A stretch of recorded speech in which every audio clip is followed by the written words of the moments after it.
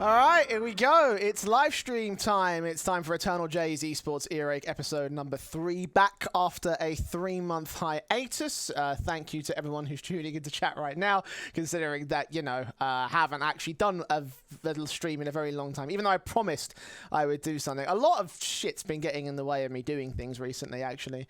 I was hoping I'd do one for post-Katowice, and I was hoping that I could do one for the follow-up on the ESL Pro Tour, like for the last season, just to recap everything that was leading up to Katowice, and then just Epic LAN happened, and I was exhausted after that. Then a bunch of casting happened, and I was going to do one last week, and I had to fly to Norway at the last second, and then now we're here, and it's like I was going to do one yesterday. For those of you who follow me on Twitter will know I was promoting it, saying, yeah, we'll do an episode, and then that just never happened because I was busy. So, yeah, it has been difficult to get on the content grind recently, even though I have been really intending to do so. But I hope that at least the vlog from a couple of days ago is going to, like, at least kickstart the new generation of content from my fine self. I'm hoping to do a lot more. That actually video is doing very, very well. So I'm hoping that Esports Earache can do a similar amount of well right here. And I guess probably because it has been such a long time since I've done one of these shows, it's probably a good idea to brief everyone on what I do on this Twitch channel and what it is I do on this particular show. And I don't talk about CS in the way that other people talk about CS. I don't go through and start breaking down analysis and stats and teams and players and what have you. I like to talk about stories. So what I'm going to try and do for this show, obviously, because it is the major tomorrow, because everything's going on like that, I want to try and tell the most pertinent stories coming out of this major cycle, the RMRs especially, because some teams I have to definitely laugh at for not making it through. And then, obviously, to preview what's coming up in the next 3 weeks. And for those of you who are going to be in Antwerp, you definitely want to be keeping your eyes on how this tournament plays out, because there's a lot of important things to sort of focus on in that respect. Already having reflux and burping and everything. Quick sip of the tea before we get started. And yeah, let's begin. Let us see if my Stream Deck works properly, because I haven't actually tested this before we went live. And it looks like we're all good. Okay, so PGL Major Antwerp. We know who our 24 teams shall be, obviously. We will get on some more details with these guys a little bit later on during the show. I do want to touch on a few things in relation to the RMRs, because I think it's only appropriate that we do so. Because there are a lot of teams during the RMR cycle that really didn't do much at all. And when I think about the first team that really disappointed me, and I understand this is probably a bit more in relation to the fact that I'm a bit, like, biased to this particular team, because I have a lot of affinity to UK players and UK squads. But Fnatic, come on, what happened in this particular tournament was just a little bit outrageous, honestly. And it's not just because of the fact that it is also, like, the UK sort of bias in what this core used to be able to do, but I also think about, like, just what this team has accomplished as an organization in previous history, right? Like, everybody talks about Fnatic in the glowing terms of 2015, all these first places in S-tier trophies going back to the first major itself, and now they've not even made the major this time. They haven't been a competitive team for a very long time, even though coming out to the tail end of last year, they actually looked relatively decent, right? Like, I think that a lot of people looked at the Smooya move and thought that was going to be at least a positive move going forward, right? Like, and the results really demonstrated themselves, because they won their first 2 online tournaments. I think DreamHack November was the first one which they had Smooya involved in their lineup, and they inserted themselves as decent dark horses, like they proved during IEM Winter, coming in the top 8. Yes, that's a group stage exit, but when you consider the playoffs as 6 top teams, that's actually pretty good for a group stage exit, honestly, for Fnatic. So seeing how they've gone from all this gold, a nice little spike up, and also doing relatively well in the S-tier tournaments, to suddenly just crashing out, honestly, it's not exactly like it's just not good. It just really is not good for these guys. And again, it's part bias, because I do like Smooya and I do think he's a very good player. But you got to just think about it, right? You let Smooya go because of what seems to be internal problems, and then you let Brolin go, and now he's done all this revealing of how bad the internal problems are. And it's like, you know, Frostbite just mentioned it right there. The team they sent to the major didn't feel like a real team. And honestly, yeah, like, I don't even think Poison's an official part of the lineup, right? Yeah, he's the trial player. Pep's all standing in from the academy side. So this whole thing felt like an afterthought for Fnatic. And it does concern me as to what the whole state of the roster is going to be. I know that Sam Matthews was talking to the fans of Fnatic about like what they were looking at in terms of most of the League of Legends team, but also like for this particular Counter-Strike squad, I think they do agree it's not good enough. But it's just like, I think about the elements they had, and they were a dark horse, and they've taken like 50 steps back, and now they've just got to like rebuild again, it feels like. And then the concern becomes, what do you rebuild with, and what do you add to this roster, right? Obviously, the suggestion right there is that Fnatic will keep Mezzy and Poison. I don't know necessarily about that, actually. Let's have a look.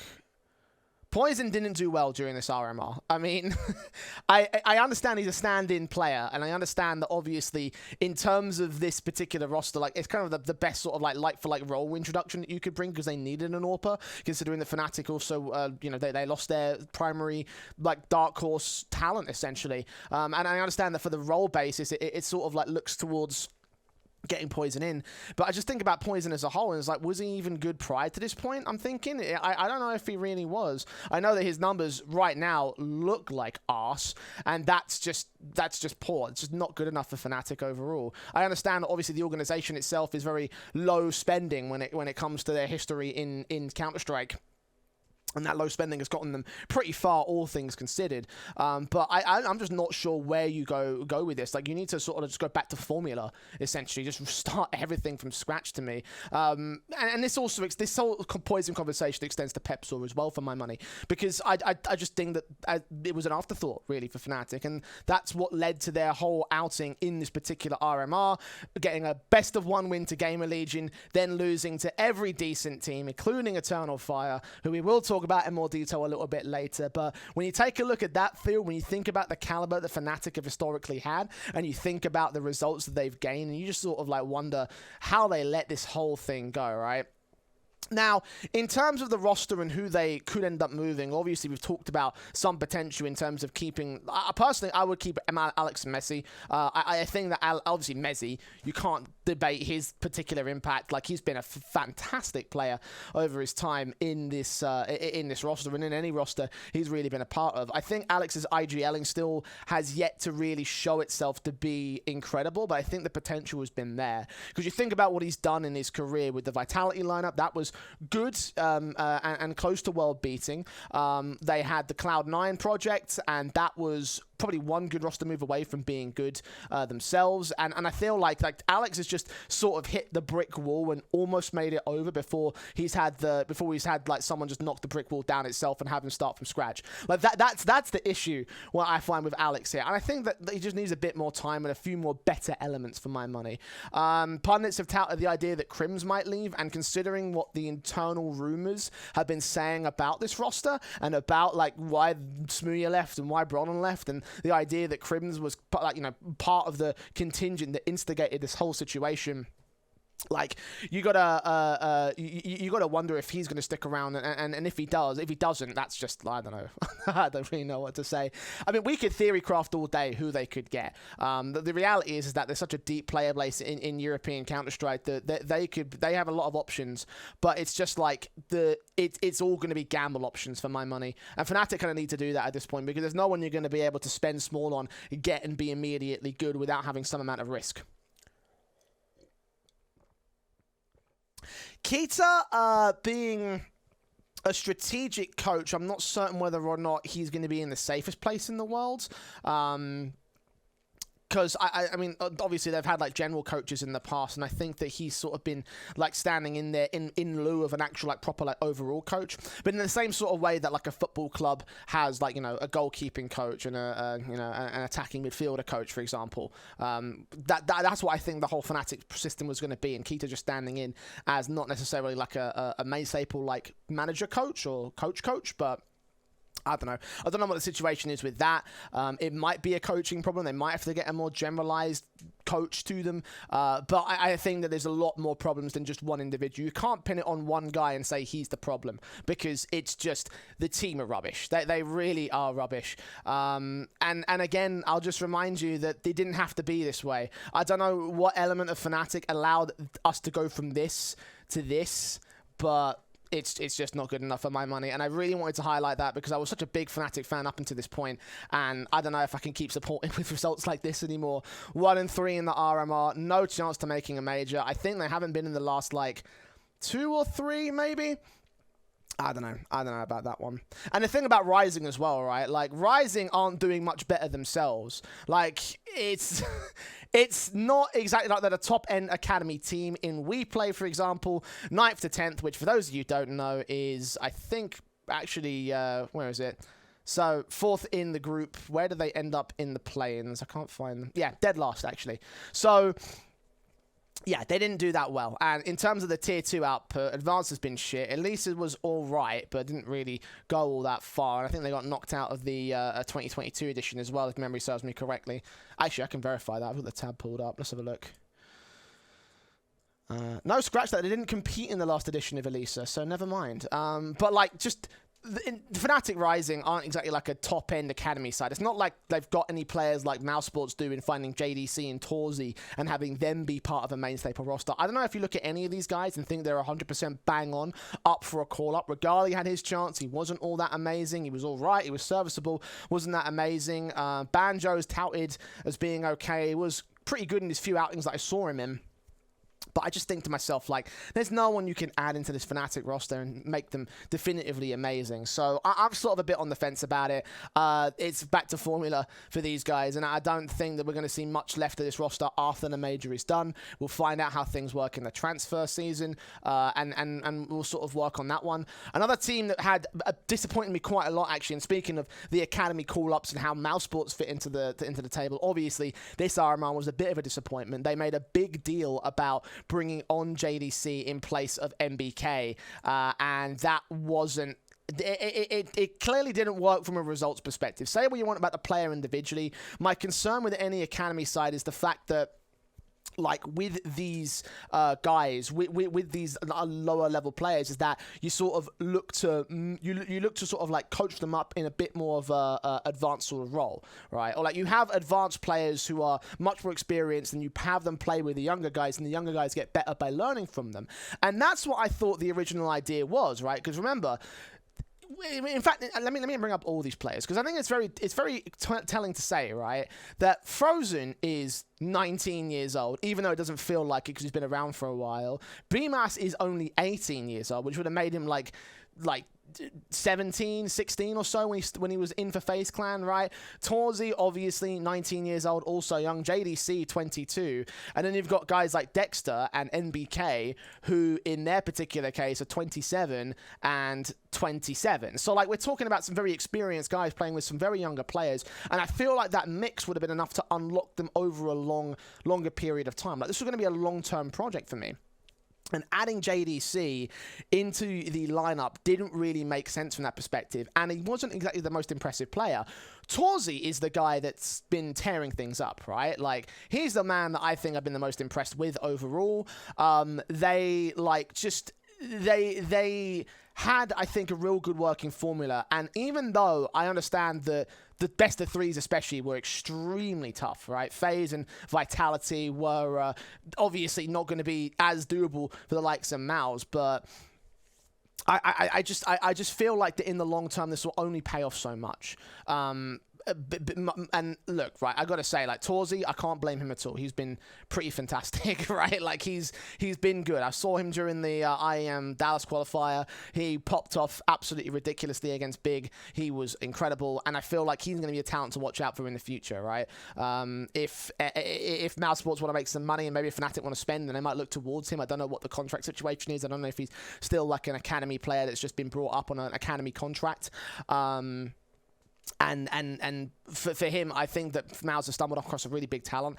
I just think that putting MBK back into JDC might help nurture that talent a bit more.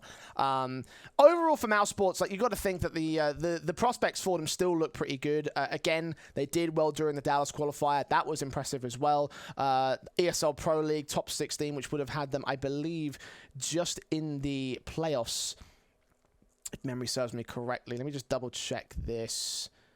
No, that would have had them outside of the group stage, below Fnatic, funny enough. So, I mean, look, like, that tournament was fucking wild. That group stage, that group in particular was wild. You got Fnatic in the top 3 and G2 in the bottom 3, so the bottom 2, in fact. So, I don't know what you make of Pro League.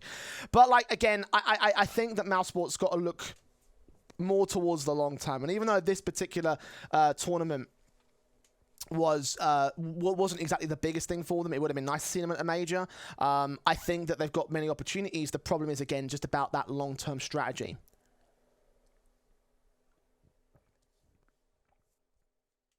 I think I talked about the No Majors Club thing previously, in that, like, obviously Richard's got a lot of great guys to be on that show, and I don't want to be sort of like budging in and sort of like messing around with that whole dynamic, because they're a really good bunch. So if it happens, it happens. If not, I mean, look, I'm not going to chase it per se. So I mean, I've got other things to do as well during the major. I'm very, very busy during that period. So as I was saying earlier, I've got a lot of shit going on. So it's not like a big deal. It would be nice, and I understand that if you want to see me on that, it would be great, but it's like, you know, it also depends on what Richard wants. So, you know, even though I've got my own concerns about it, he's got his own things to worry about in terms of his production. It's his show, and I'm again, like, you know, I don't see myself being a great fit for it. So, you know, we'll just work on that sort of side of things. So, yeah, Mousesports, look, not the worst situation in the world for them. OG, however, probably another disappointment to add to their tally overall. The big thing I was talking about in previous editions of the show was the whole, like, Nexa Alexi B swap between them and G2, and how there was going to be, like, a definitive, like, rivalry between these two teams, right? Because you've got two IGLs changing things up and sort of, like, new systems with new different players, and how's Alexi B going to do with Nico and Hunter and Munacine now in the lineup as well, and then Nexa, how's he going to do with Nico in there, Flames, who's been pretty fantastic, and OG, I mean, yeah, it's not been really amazing, honestly. Yeah. Finish my tea right there. The Blast groups were a positive sign, right?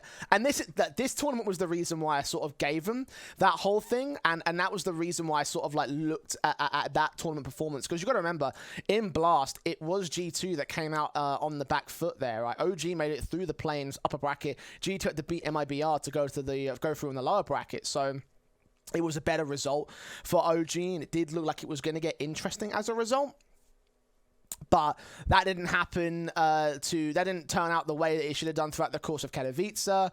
Katowice, obviously, they had some tough opposition because it is the most stacked tournament we have in the year. They didn't make the part of getting through the play-ins, but then they get to the group stage and they just get shit on by Heroic and, appropriately enough, Mousesports. So for OG, like, coming into this RMI, it was a little bit awkward for them. My big concern is the teams they had to face, right? Now, again, I've talked about Eternal Fire and how they definitely have had their day, so to speak. It's this series from Team Unique, right? Now, if I just go to the details, it does say 2-0. Where is it? 16-10 and 16-11, I don't think should be a scoreline which Unique should take you to if you're a top-end team. And just to remind everyone who the roster is, the only real names I remember are like Winter and Duke Fisher from previous CIS lineups. They're not exactly like they're going to be they're not exactly like they came into this tournament thinking they were going to be like major dark horses or any really like respectable team in that sense. So to allow OG to do what they did, like, I don't know if it was really a very strong run for them, and not making it to the major again when they also went on record stating that they wanted to make the major, that the whole cycle, the whole tournament circuit was about making it to the major, and then they fail. That means that you've probably not found the right formation here. And to go back to that whole OG G2 rivalry, Obviously, there's no comparison. If I bring up the rankings right now, like you can just sort of see like G2 are in 6th place, OG are just inside the top 20. I imagine if Heat hadn't shit the bed during their own RMR run, then I feel like that probably could have been OG here and Heat here. Maybe Fnatic even could have been lower than them. So we're talking about OG. Also, by the way, the fact that OG are lower in rank than where Fnatic are, like that's saying something, I think, for this roster. So like it's one of those things where I'm not certain whether or not this Nexa project has worked in the way that OG would have wanted it to, right? Like, there were made changes. I imagine there was some money involved in the Alexi B sort of move, and I feel like they definitely let something go with Alexi B. I guess in theory, Nexa had coached or led a much bigger and better team, but that hasn't really worked at all. And for OG, obviously, with them being such a big name in esports, especially in Dota 2, knowing the excellence that we're looking at for that particular org, then we need to, like, sort of reassess where they are in Counter-Strike and whether or not this is really good enough. I'm not certain it is. In CS, obviously, there's some very big competition and some very staunch squads, but I think the org value does go a certain distance. It's the reason why I'm so harsh on Fnatic, right? Because Fnatic won 3 majors. They were the first team ever to get 3 majors. I think they were the first team to have 2 majors, if memory serves me correctly. Was that NIP? Yeah. And again, it's one of those things where it's like, I don't know what to do with this particular team, right? With Fnatic, obviously, I mean, here's the thing. We could theory craft all day and all night and sort of throw different tier 2 names in a major gamble. And I think for OG, they kind of need to take those gambles. Obviously, the gamble with Flamesy paid off, or Flames, however you say it. I've always been saying it Flamesy, but apparently that's not how you say it. But like, those are the kind of moves that OG need to make. And it's one of those cases where I don't think you can pinpoint a specific player. Who do you gamble on? Who do you move about? Who do you mess around with? What do you sort of do? If you wanted to go by stats alone, I mean, look, I don't know if stats necessarily reflect everything that you that you need to look at, but obviously Nico's had a bit of a shocker during this event. Flames is performing below par. Mansu's the one that I think has been the major pickup, and again the big gamble that you look at and you sort of think that, okay, right, that's the guy you mostly keep around. That's the guy whose spot is mostly safe in the roster, assuming no one else wants to come in and buy him out. Speaking of buyouts, there, JKS being a consideration is probably not on the table because hang on. Let me see if I can bring this up. Because Jason Lake was tweeting at Thorim. He mentioned something about JKS's buyout, and I feel like probably pertinent to sort of discuss that. Yeah. Let me see if I can't just drag this in very quickly. So this is what was basically being said, right? So Thorin's talking about basically a bunch of guys you could pick up and make a tier 1 team because that's how you got. Jason says, still 0 interest for JKS. No one's interested in buying this guy, all right? And you got to sort of like think about things from that perspective. I'm not sure why that is or what the market says about that.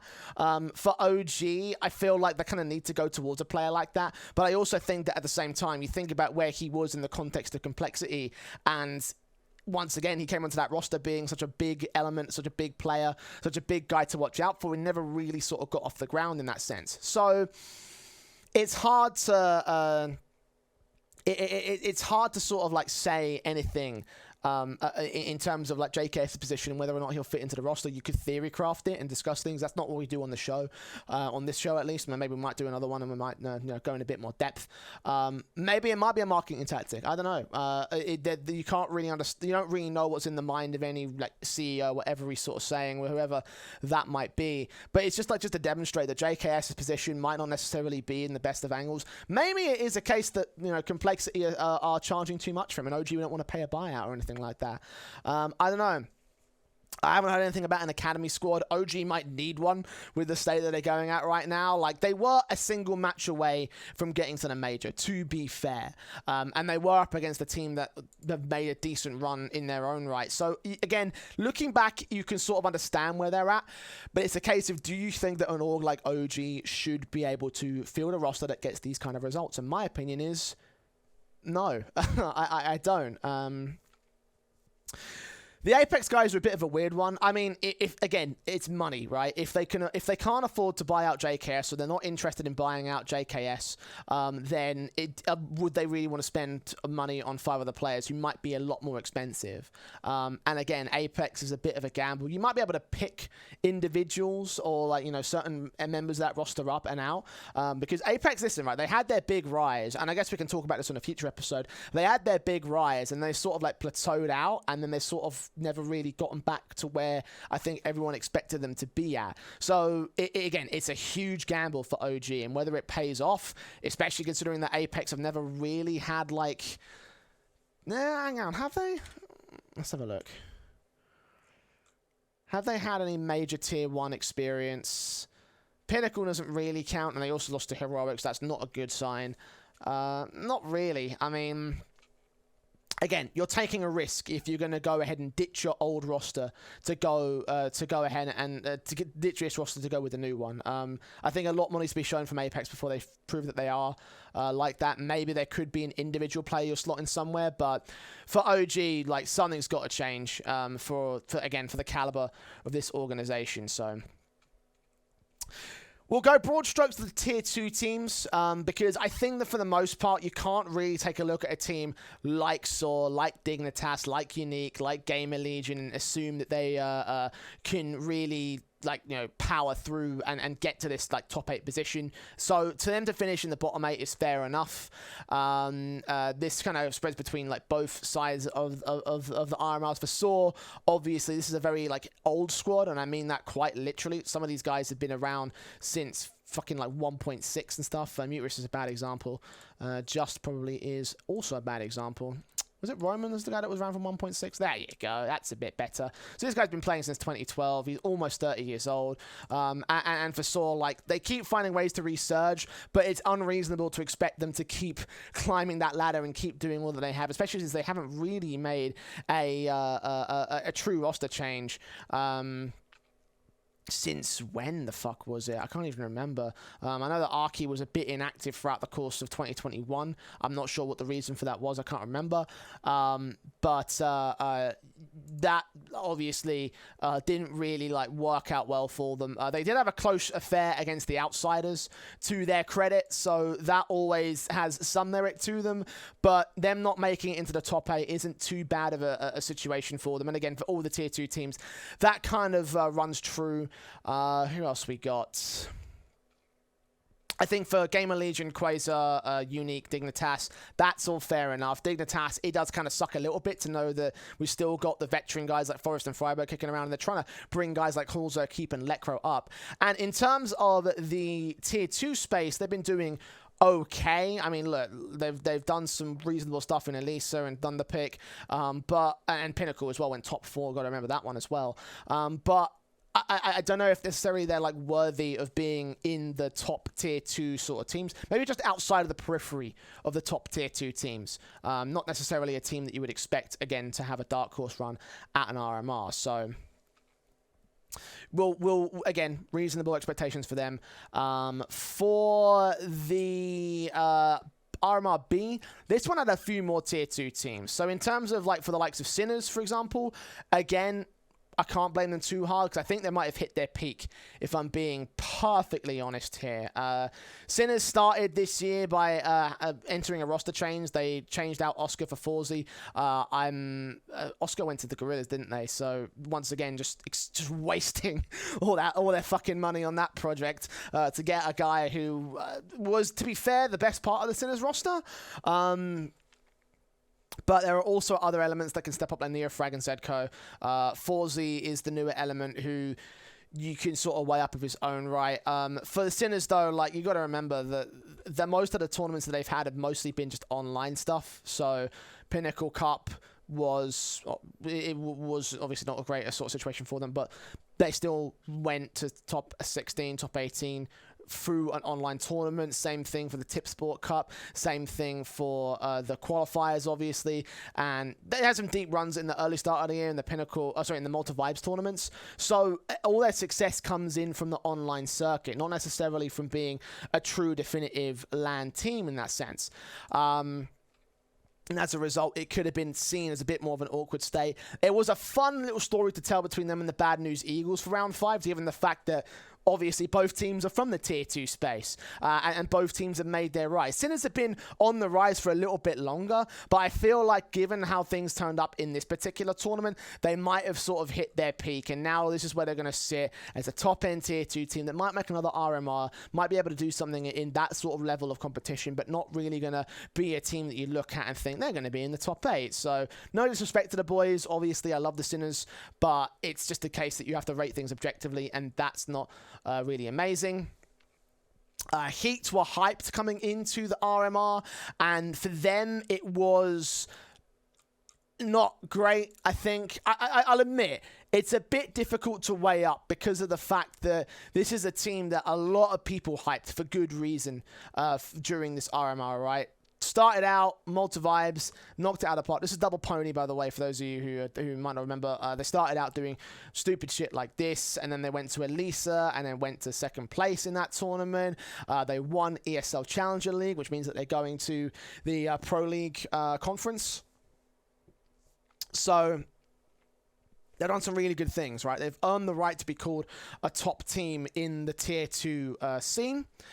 And then it didn't quite work out that they were the top Tier 2 team in the RMR, which is, I don't know if it's indicative of them or the players around them. Like, best of ones are very easy to lose, as we talked about in many occasions, and they did have that 2-0 against Entropic.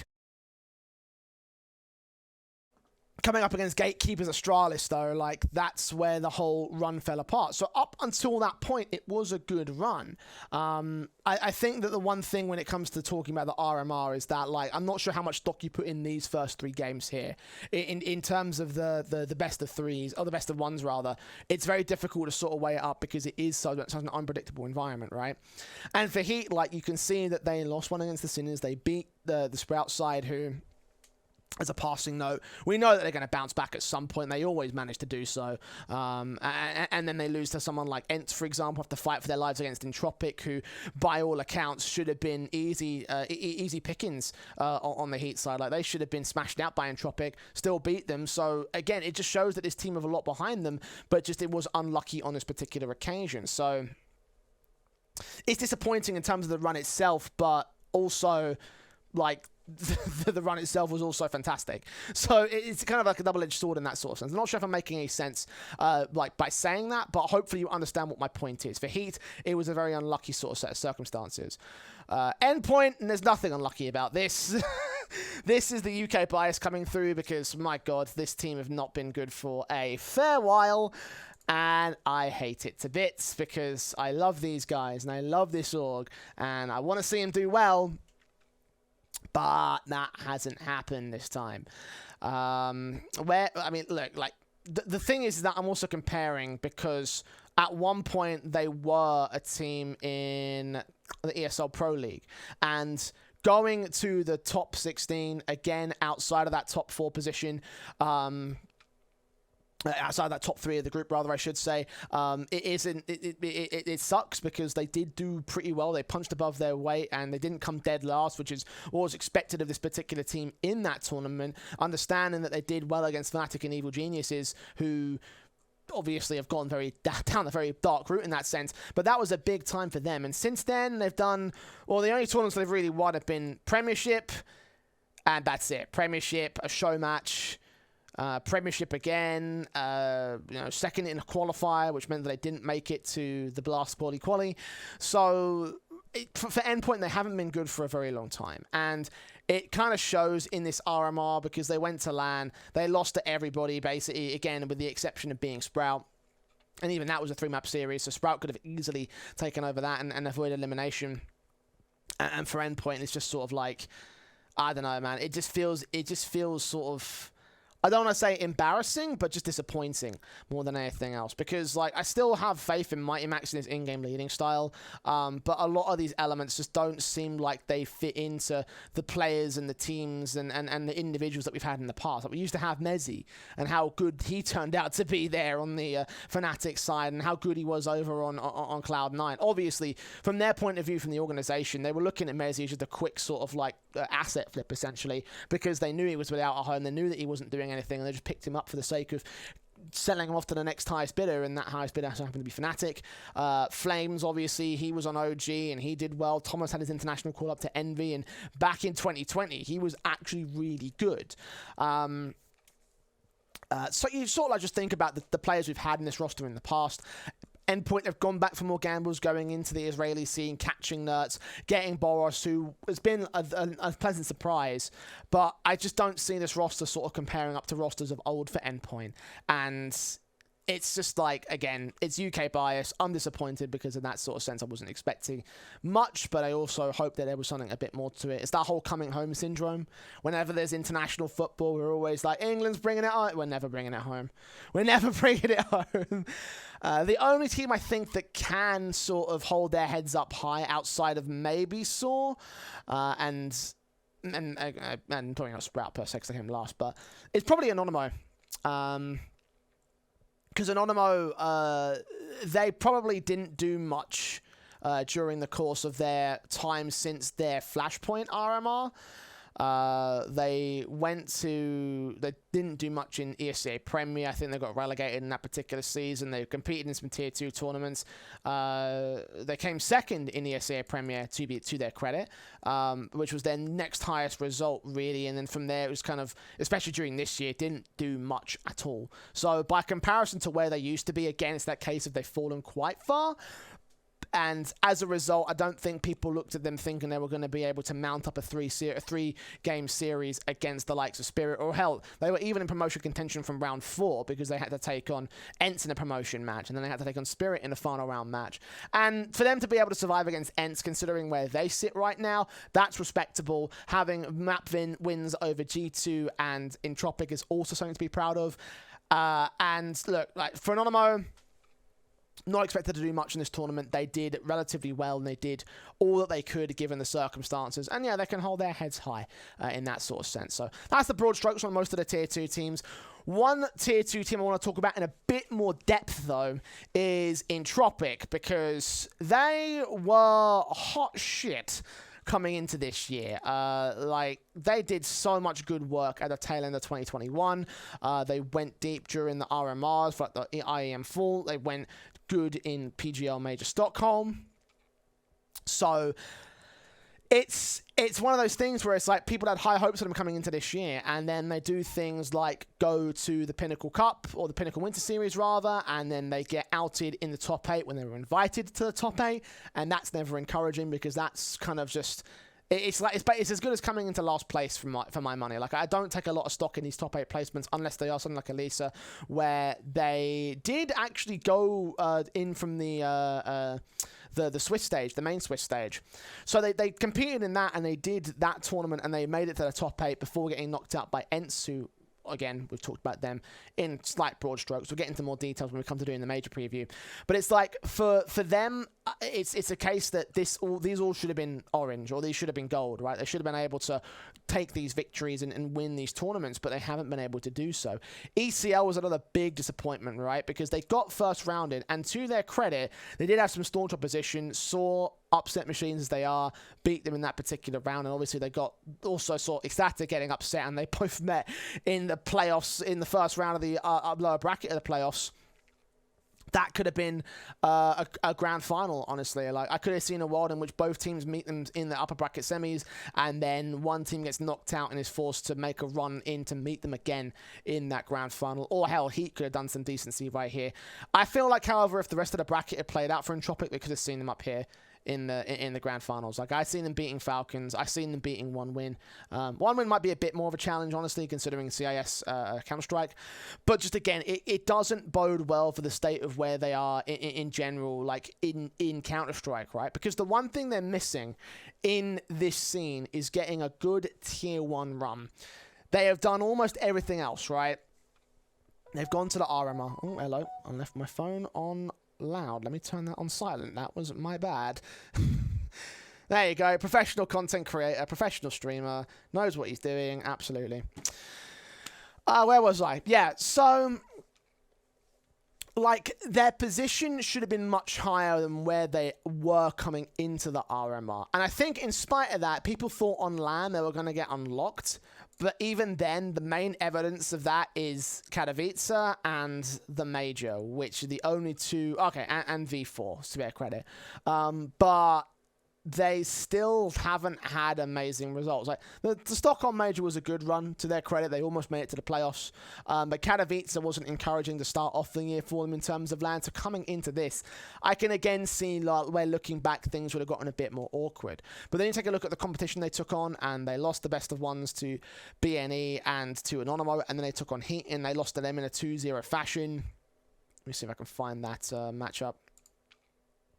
And one of those maps wasn't even like a double-digit map. So for Entropic, it is disappointing, right? And I bring up the stats here. You just got to think, right? Like, when you've got guys like Alien on the roster, who is supposed to be as beast mode as everyone says he is, and he should be, like, green and a half. Like, he should be able to, like, get the 1.2s that Crad got during this tournament. And having him fall flat, I feel like, is what really let them down in that sort of sense. Nickelback can be forgiven because I think he's the IGL, if memory serves me correctly. Yes, he is, so that's all fine. But yeah, Alien should be the player up here, and if Crad had also got a 1.2, then they probably could have had a bit more of a better form. But having those guys perform as lowly as they did probably led to the situation that Entropic have right here, and it's not like it's a completely new situation for them. They've had some major issues when it comes to performing in those important matches. You mentioned it right there.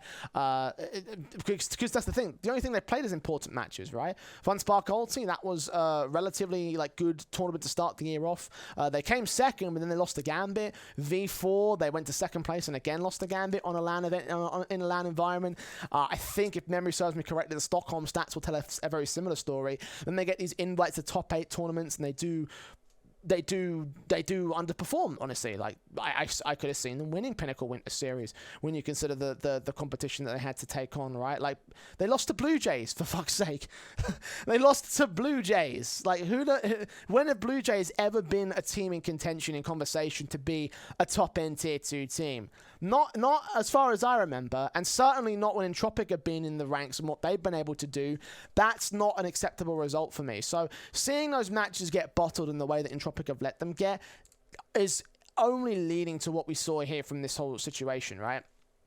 And like, I go back to what I said earlier, they've been missing a good Tier 1 deep run, right? They've been missing that one tournament where they go all the way through to the quarterfinals, or all the way through to, like, the top 8, top 4 sort of regions of an S-tier event.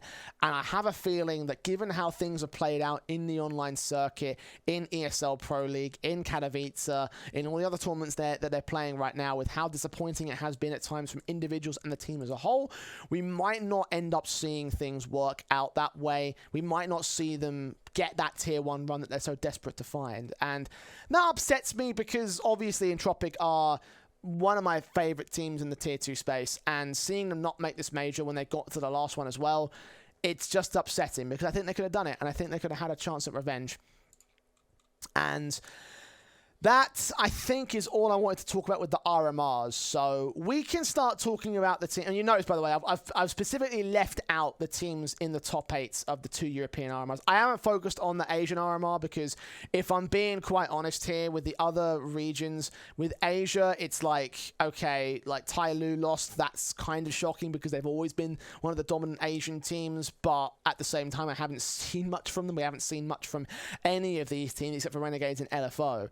And there's not really much you can say on that sort of side of things. And for the American RMR, most of the teams I want to talk about in the top end are like these 5 here, and I'm going to talk about them during the major, during the talk about the preview of the major. The only other team I'd mention is probably Evil Geniuses, but if I'm being honest, it would just be 10 minutes of me laughing at Evil Geniuses. So for all intents and purposes, I've done my bits with the RMR. and we can start focusing on the major. Now, I'm going to go from bottom to top here, so we can start talking about the teams you're going to see first, and then you have a little something to chew on as the tournament rolls on, and you can sort of take a look at what my outlook is for the storylines of the teams like an ENCE, like a Copenhagen Flames, like a Na'Vi as time rolls on. So, obviously, the first 16 teams will be from challengers down. We'll start with the contenders, so we can start getting a few more things out of the way. The big sort of unexpected team to be here in the contenders, I guess you could say unexpected, but lesser so like we would have, like, here's the thing, right? You think about the teams that are in the RMRs, right? And I don't think you would have looked at Eternal Fire and thought these guys for certain are going to be in that, like, top position. Like, if you've been watching a lot, you could have given it an outside chance because this team are actually really, really good. But it's like one of those things where you take a look at the rest of the field and you think to yourself, oh, can they really do it? Like, would you really rate them above teams like a Faze or teams like a Fnatic or teams like an OG, as mentioned earlier? And in this case, you can, because they managed to do it, right? And this is the highest tier of competition that this squad have ever played, right? In August 13th, this team was founded with Zentaris, Woxit, Calix, Emor, Issa, and their coach Bishop. So having this team come together like 6, 7, 8 months ago or so, and have them do as well as they have in such a short space of time, shows the kind of talents that we've sort of been missing out in the Turkish scene.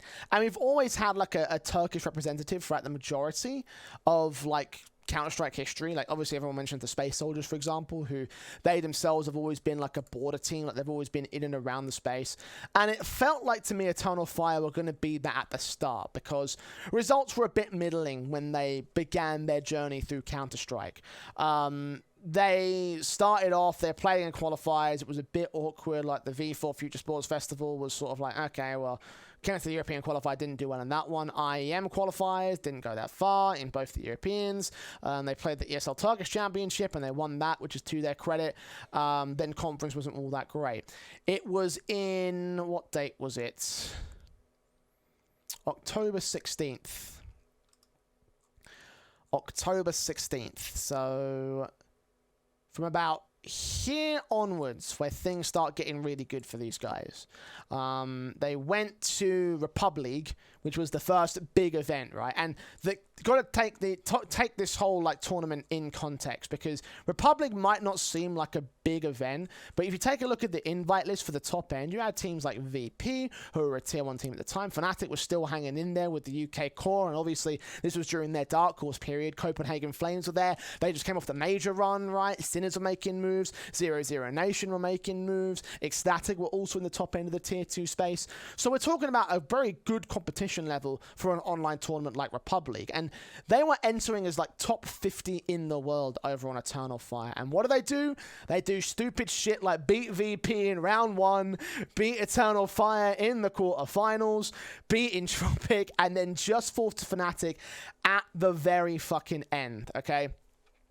So for Eternal Fire, like, they've proven that they had the potential to do some silly stuff, but it didn't do it on a consistent basis, right? Republic was great. They went to conference, didn't do all that well. They lost to LDLC in the lower bracket, and LDLC have not been good for a fairly long time. I think we can all agree on that side of things. And then they do other things like get disqualified from advance. I'm not sure why that's the case. I'm not sure if they didn't want to compete or anything. Had some top 8 runs. I don't think any of these were invites to the top 8 positions. I'm pretty sure the Elite one certainly wasn't. I can't say for certain on Pinnacle Winter. Actually, you could probably just verify this real quick. Hold on. No, so this was a Swiss invite. So they had those invites to like the earlier stages of these online cups and never really found big tournaments. They were always like contesting, but never truly winning. And in that sort of sense, like again, coming into the RMR, you couldn't have expected them reasonably to be able to pull it off. But here they stand with the victories that they gained against OG, of course, being the qualifying matchup. And now they're going to the major as a result. And they're going to get some major bank because Turkish fans love to support their teams, and that stick of money is going to be fucking rad as shit. So there's going to be a lot of that for Eternal Fire. I'm sure they're going to be in a position. It's funny you mention actually, like for the main sort of like turning point was really when Xfloud was signed for me. Like, Woxic was always sort of dealing with the team's sort of woes ever since the start of the squad, but they were the big thing was when Xfloud came aboard.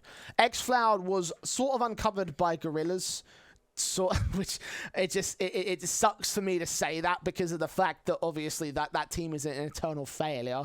But Eternal Fire found him. They bought him out of his contract because actually Gorillas are organized. They have an org backing them, surprisingly enough, and he's been like the missing piece, right? That is what I think really turned this team around. That is what I think made them potentially a major contender.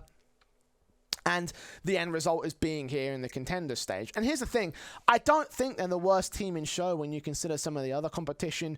We'll get on to more details with like some of the teams like Complexity and Liquid later. Renegades are beatable. IHC are beatable.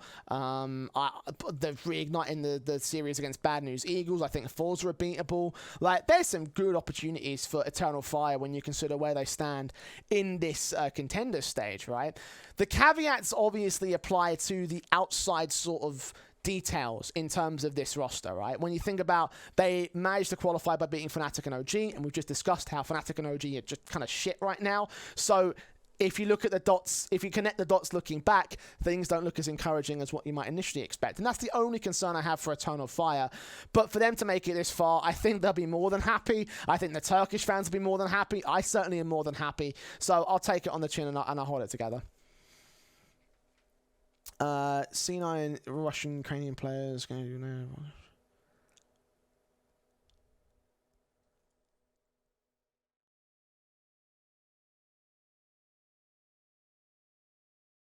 I'm not sure what the situation is with Cloud9. We'll talk more details because I'm gonna be talking about them later. We'll walk away from bottom to top when it comes to guys like that. So we'll discuss Cloud9 in more details in a few moments. And yes, the Eternal Fire bar tab will be about as big as mine. So yeah, they're gonna have fun with that one. EF could rightly beat Imperial. That's saying something. I will entertain that thought when we talk about Imperial a little bit later on. But yeah, a lot of these teams I think are beatable, especially when you consider, right, Eternal Fire as a squad, they are like very unknown. So a lot of teams I think are going to come into this tournament and sort of like pan them off because of the fact that they have never been at this level of competition before. They've never been in the top end of the major. They've never been at that sort of position. So I think a lot of squads might sleep on them. And that's where Eternal Fire are going to find themselves in the best prime position to take victories. That's why I say Cole and Liquid are beatable. Because these guys, especially in the case of Liquid, they are full of veterans of the game and guys who have been around for a while, who have competed at the top. Oh god, Reflux is really kicking my ass today. But they're the guys who have been at to tier 1 space for a very long time. And coming up against an Eternal Fire is where things might end up going a little bit sort of... it is where things might start going off the rails, essentially, for them. Like that's where Eternal Fire could really dismantle them because they might not come in as prepared as they might be for a Spirit, an Outsiders, a Vitality, an Astralis, an ENCE, or G2 for that matter. So, yeah, again, a lot of beatable teams for Eternal Fire, and I look forward to seeing where they go. Did they get into Pro League tonight? I'm not certain, honestly. I haven't been watching matches today because I've been just, as I mentioned at the start of the stream, I'm busy. I've been very busy with personal commitments and stuff. So... if they did, congrats. I look forward to seeing them in the next season. They might be up for conference, though. So they might not have qualified for Pro League itself. They might have to go to DreamHack before they can actually take the win itself. Right. Team Spirit.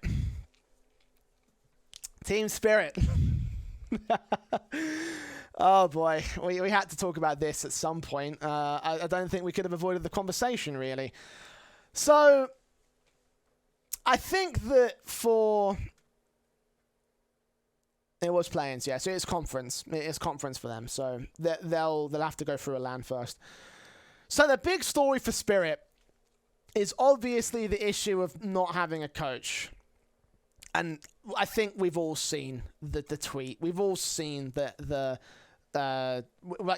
we've all experienced what the defense mechanism for Spirit was during that. And I'm going big head so I can really emphasize the point here. Like, honestly believe Spirit were chatting a bunch of bullshit during that whole sort of like ordeal. If you've seen the evidence, you'll know that Hallie was watching one of the most common backstabs in the game coming up towards Mirage. So the argument that he had no info is kind of irrelevant because he did have info. He had info that there was no backstab, and therefore they didn't have to watch ramp to hold the bomb site. And if they had to been forced into a retake position, that would have been valuable to them. So that's where I see that argument is falling down. Even if you want to debate, right? Because I know that I was talking with me and Yumi had a bit of a spat on Twitter. Even if you don't think that that's necessarily grounds for a ban, which by the way, it's a suspension, not a ban. It's 30 days off. So like, not like it's that bad. Not like it's guys like Hundun or whoever the fuck was that guy who got like fucking like 48 months, 2 years banned from fucking whatever that Russian team was. I can't remember what their name is. But like the point is that it's definitely not the worst punishment in the world. It does mean they miss out on the major, but honestly, as we're about to get into, Spirit probably wasn't going to do much in this major anyway. And like I feel like Hallie, like the issue really comes down to Hallie not really like fixing the problem, because as a coach. Even a coach of 4 months, like they were trying to defend that he wasn't really experienced in the role. As a coach of 4 months, surely by that point you should know that you shouldn't be able to play over, like you shouldn't be able to look Overwatch into a fucking bomb site or into a position. Like this ain't Valorant. I'm not playing Cypher. I haven't got a spy cam. That's a load of bollocks. So, like, the idea he didn't know is to me, a load of bullshit for my money. And I also feel like the fact that he didn't call a pause until after the first round was over is where the big thing sort of lies for me. No matter what the timing was from ESIC, and yes, it is bullshit because the evidence has been out for 2 years. No matter what the timing is, what the reason why ESIC put the ban in now, it's a case of would you let someone who potentially allowed a compromise to the competitive integrity of a tournament play in the major, or do you ban them?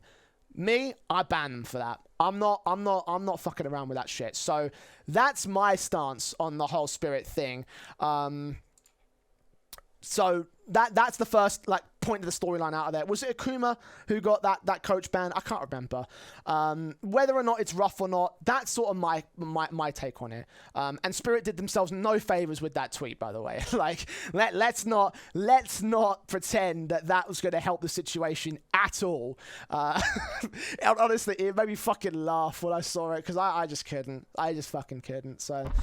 Back to the Liquipedia so we can talk in a few more details, because coach ban aside, do we see Spirit in that high of a regard when you consider their results in the space? Personally, not so much. The first outlier results, it was Hard Legion, that's it. Thank you, Dex. Thank you, Dex. I'm glad. The first outlier result that you're going to notice in this fucking, like, standing of 2022 so far is the Pinnacle Winter Series. And I have to say, it is quite telling when the Pinnacle Winter Series don't regard you as a high enough team to even invite you to anything further than the first stage of the tournament. And even then, Spirit didn't make it out of that first stage of the tournament. So... like, they've always been like a tier 2 team, Spirit. Going back many, many years. They've always had their spot within the tier 2 space. And they have had some great results in terms of in multi-vibes. Honestly, I don't know if that's necessarily going to be as valuable to them, because the thing is that they've only competed in tier 2 tournaments and been hit and miss. The tier 1 space, we've not seen them play at Katowice. They didn't make it. They didn't get into Pro League. They didn't make it. They haven't been good enough to be at a top-end level. And for Spirit, as a result, coaching aside, I also I don't think the Pinnacle Winter Series was when the team was first formed, because like Spirit, this is 2022 we're talking about, right? Like this was the first tournament or the second tournament for them of the year. So like. Like, this is the team that we've had for Yonks, and they're competing at the fucking first stage of the tournament and not even beating fucking, you know, Avangard. They haven't done well. They haven't done well is the bottom line here. So I just sort of think about like the run of tournaments they had in 2022, not playing that much, not getting many great results as a result of that, not playing at the tier 1 level most certainly. And it's just such a contrast when you think about what they were doing at the start of last year, right? Going top 4 at IEM and top 4 in the online tournaments like the Pinnacle Series is, and you know, competing at DreamHack Masters, going so far in the IEM CIS RMRs and winning local tournaments like the Fast Cup, winning Pinnacle Cups at certain points. Like, you just compare those trophy wins, and I understand that they are a bit more spread out than what we've had over the course of 2022, but it's just like, having seen where they've gone from this period right here, and even considering the end of 2021 where they did go to the major, but then they didn't do well at DreamHack Open November, which was an 8-team tournament that came dead last. They didn't qualify for DreamHack Anaheim or for ESL Challenger at Anaheim. So we're talking about a team that honestly have struggled to defend their spot in the Tier 2 space, let alone compete in a Tier 1 position. So I'm sort of looking at them and thinking that they're a good shout to actually get eliminated from the first stage of the tournament. I don't think they'll go 0-3, but I also don't think that they can beat a team like Eternal Fire or Outsiders or Astralis for that matter, or G2 or ENCE or Vitality. And yeah, best of ones, obviously anyone can take those, blah, blah, blah, blah. But I just feel like when it comes to consistency, when Spirit hit those best of 3s is where things are going to start to really shit the bed for them. And the RMR doesn't help their situation at all, by the way. Like, they came in, they barely scraped past the border. They barely scraped past the border, and they got 2 very good best of 3 draws against Endpoint and then against Anonymo. We've just talked about Anonymo being a bit of a fluke, a bit of a weird sort of, like, yeah, they did well in this RMO when they shouldn't have done scenario. And even then, they lost to teams like ENCE and the Sinners in the best of 1 results. The only team they beat was ASG, who I don't even remember who they are. Okay, Waterfalls' team. So no one really amazing. Really no one amazing in that sense for Spirit. So just like, when I think about, if we're talking about like leading into this tournament, Spirit are not coming in on hot form. They're not coming in as a definitive sort of fucking like, they're not coming in as like a top tier contender. Hell, I don't even think they are worthy of the challengers, and obviously they're not a challenger themselves, but if they were, I wouldn't have rated them that highly above this sort of level of team. So for Spirit, coaching aside, whether you agree with the decision, disagree with the decision, whether you think it's a harsh punishment or not a harsh punishment, whether you think it's valid or not, Spirit are not in a great place right now. And the only thing they got going for them is the fact that the fans are dumb as shit, and they're going to back them in this in this regard. So, well, we'll see how it plays out. I don't have a lot of faith. And unfortunately, I have to say a similar story for the Outsiders. I don't have a lot of faith in them at the moment. And again, to think about outside circumstances, obviously we're talking about the coaching bans for Spirit. Outsiders obviously have been massively affected by this whole Ukraine thing. And, you know, this isn't the show to talk about a war. I think that I'm probably not the kind of man that you want to come to give you your brief or your 6 sort of like insights into the situation in Kiev, in Ukraine. But obviously, it's very clear that Outsiders to me have been affected by this in some sort of regard. Now, I probably should bring up the VP page so we can have a bit more in the details department. The start of the year was pretty good for them, to be fair. ESL Challenger 48 was a big win. They've done incredible stuff in that regard. Top 6 at Katowice was just following the invasion in the playoffs. So they had that to their name. Then they started playing in Pro League, and that's where things, the issues for this squad really started to rear their ugly head. Like 17th to 20th is a 5th place in group stage position. Only team they beat out was a team that went 0-5. So we're talking about like not a great follow-up to the strong start that I had in this year. And I honestly feel like had the war not happened, then this team would have been in a better position. Because now there's talks about the idea that your Kindar might leave. There's also been talks about the strains on the roster compared to the organization and how the relationship has been affected in that regard because no one wants to be associated with Virtus Pro. it's such a fucked situation. Like, let's be honest here. Like, I have no issues. I have no problems with these guys because the 3 of them aren't even Russian. If you include the coach, that's 4 out of 6 players that aren't even Russian. I doubt that I doubt anybody in esports supports the war. And so for them, they've really got the short end of the stick because the rumors are flying. Yekindar might be out. There have been discussions about that on Twitter. There have been all sorts of, like, rumors flying around, reports and everything.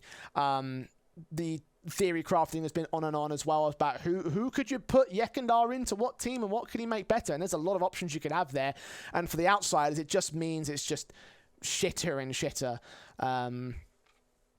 and from an analytical perspective, like, just you can probably play a decent eye test and sort of just get an inkling as to what things are wrong with this team. I think this major might be the last dance for the outsiders. As much as that's the meme for the Brazilians, like, I just think about this team, I think that there's going to be at least one change. With how much has been touted for Yekindar to leave, with all the interest that's been supported, that's been shown in him down the years, I think that had the global situation not been where it is now, that might not end up being the case. But the truth is we have this situation in our hands, and that's where things look like they're going to go towards this one. If I had to sort of compare Spirit to outsiders, I'd probably say outsiders are still a little bit better. But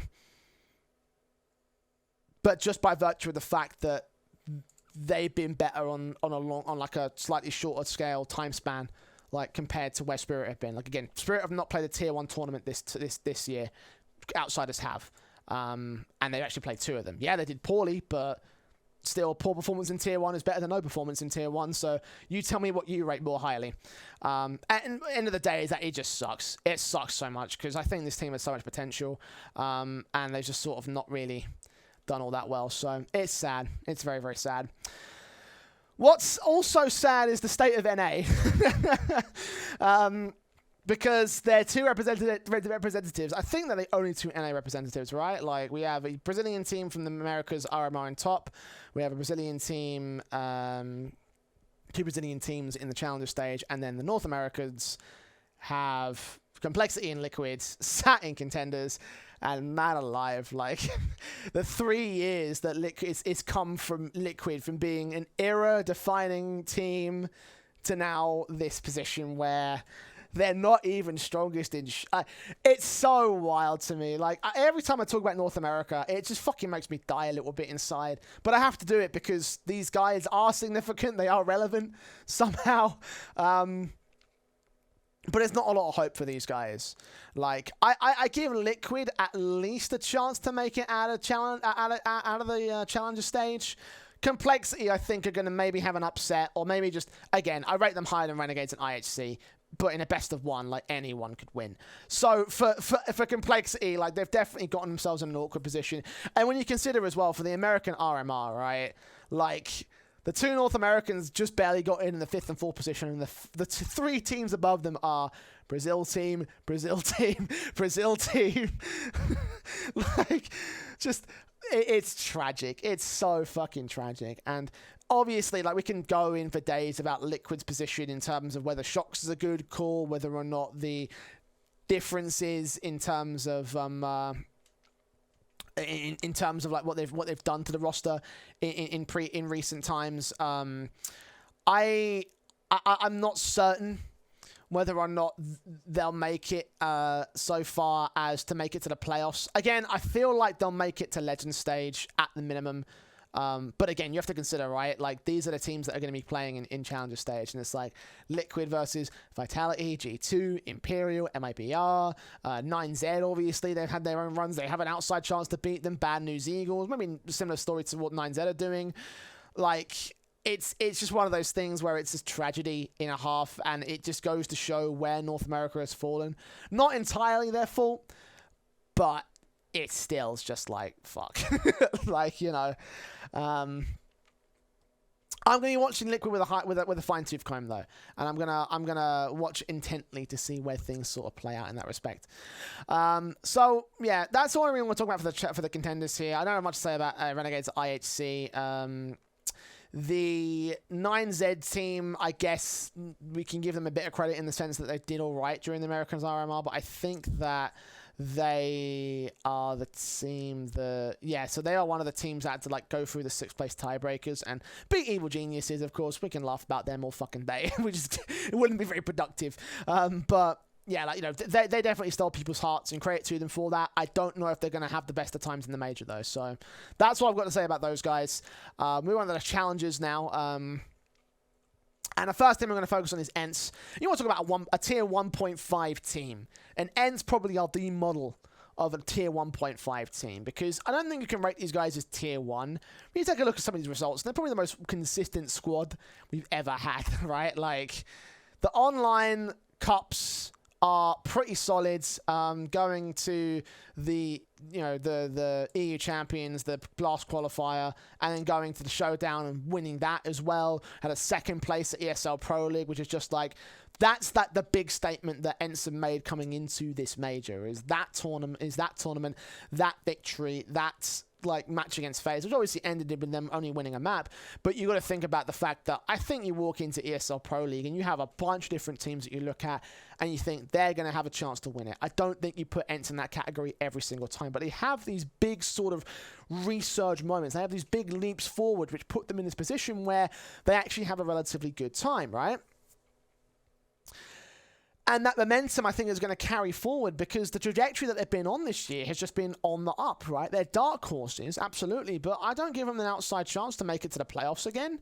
I think that they're in a real good spot, and just having talked to guys from behind the scenes at ENCE and, you know, having, you know, interactions around this particular squad and discussing their position as an organization. They make money, which is shocking, and when you consider all the big squads don't make money, but here they are, the plucky underdogs, just trucking away, making challenges, making sticker money, managing to do so much, and they've done so much with so little, right? Because remember, back to the Katowice major, back all the way over here, who were ENCE?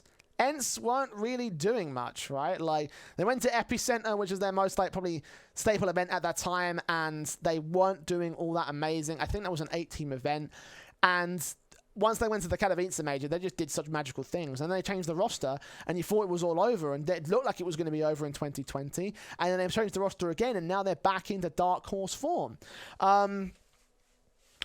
No, let me clarify. I do think they're going to make the playoffs. I do think ENCE are going to make the playoffs. They're not... I don't think they're a flash in the pan org. I think they have something about them which makes them, like, stick around. I don't know what it is. But they have some fucking dark horse potential that always seems to come up at the best possible moments for them. And right here, I think that that's one where you don't really, like, sleep on them that much, right? And it's so shocking to me because, again, ENCE are not a big organization, right? They're based in Finland, which has a very limited sort of regional capability when it comes to marketing and resources. And so as a result, they're very similar to, like, Big in the sense that they're not...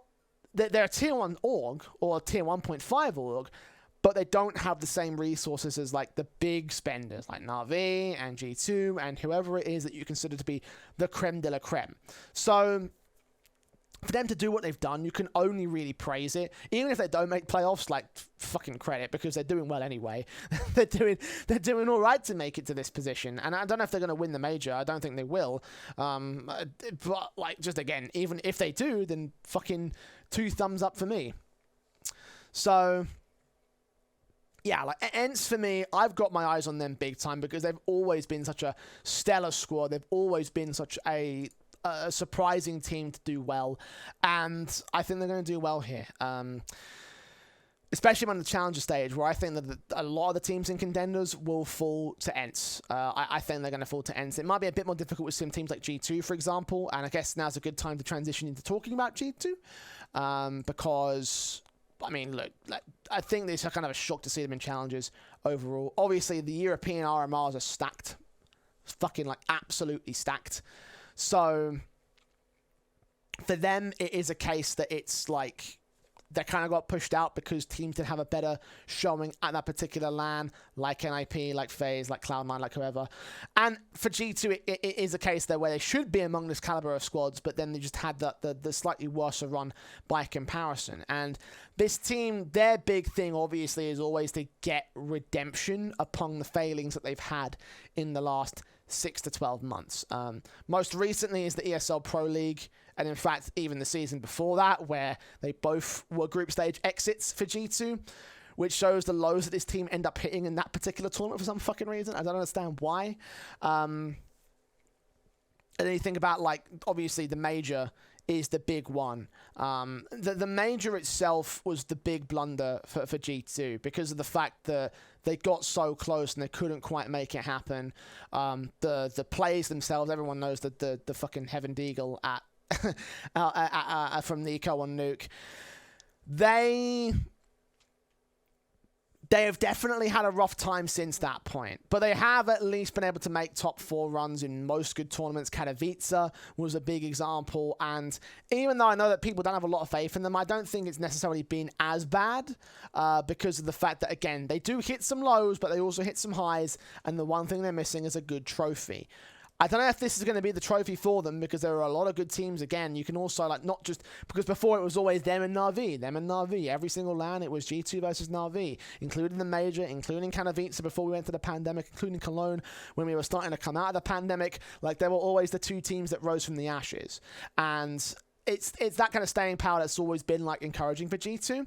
And in terms of Alexi B, right, I mentioned before earlier with the Alexi B Nexa move, Alexi B's definitely had the better side of this deal because when you look at what he's done with the elements given, like, first of all, he's got some fucking banger elements, right? They've got some Nico, we always know him. Hunter has been like a decent sideman. m0NESY, though, man alive. Man fucking alive. Where do they come? RMRB, so there he is. Now, I understand that not all these stats are amazing, but you've got to consider this is also his, I don't know if you put that to the last 3 months or so we can actually, can I do all this year? 2022. Okay, that's kind of roughly where it is, right? I think the ratings and the numbers and the ADR don't necessarily reflect how good he has been, but the eye tests, and especially on LAN, right? Like, I haven't seen a player this young step up to a tier 1 team and be this good. So he's still got some refinement to go, obviously, because if it was the case that he was amazing, all these would be green. All the numbers would say it, the eye test would say it, and he'd be the perfect player. So he's still got some development to go. But the fact that he's slotted into this roster as a main AWPer and done as well as he has done is such an encouraging thing with G2. So I have faith that there is a world in which he can come out as a major player in the context of this squad and do well in the succession of the gamble that G2 have taken. It's not going to be easy again, and I think that they probably deserve a spot within the Legend stage. I obviously understand that things have been a bit rough for them coming into this tournament and momentum will not be there for them. But I also feel like when they get to that arena, man, there's some fucking shit that can go down and we could have moments like Katowice and we could have moments like the major. And I think that the Alexi B project has started on a high note and it's continuing to get high. Carlos has always made moves to try and improve this roster, even when they're at like the top 2 position, right? When they're at the top 2, he still made moves. And that just goes to show the kind of attitude that the G2 org have to Counter-Strike and to this squad. So I have faith. I have a lot more faith than probably most people do. And I have faith that this squad will come out on top in the end. I see them making playoffs.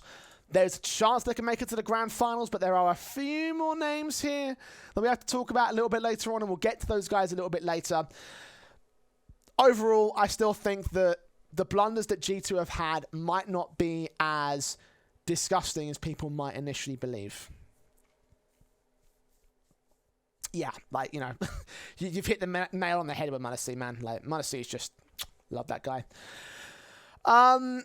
Speaking of major winners and potential major winners, I don't know if these guys are potential major winners in the context of today, but for Astralis, obviously we have to mention them in the context of majors. They're the only org to have 4 under their belt. They're the only core to have played and done as much as they have. And I remember back during the start of the year when I was talking about the Blast group stage, when I was mentioning how I was trying to sort of set things up for how the year was going to play out on this show. And I said that I had very little faith in what Astralis could do, because the key thing about it is that Dupree, Magisk, Device, Sonic, Zipex, Glaive, all these guys are the best core to have ever played the game. They are the best team to have ever touched CS. They did so well during their era. It's an era that lasted forever. And again, they won 4 majors. Like, you can't contest against that. Oh, hello. I have a raid. Holy shit. I didn't even have my fucking raid thing set up. Who raided me? Team Fatal. Thank you very much. You've tuned into the most boring stream known to mankind.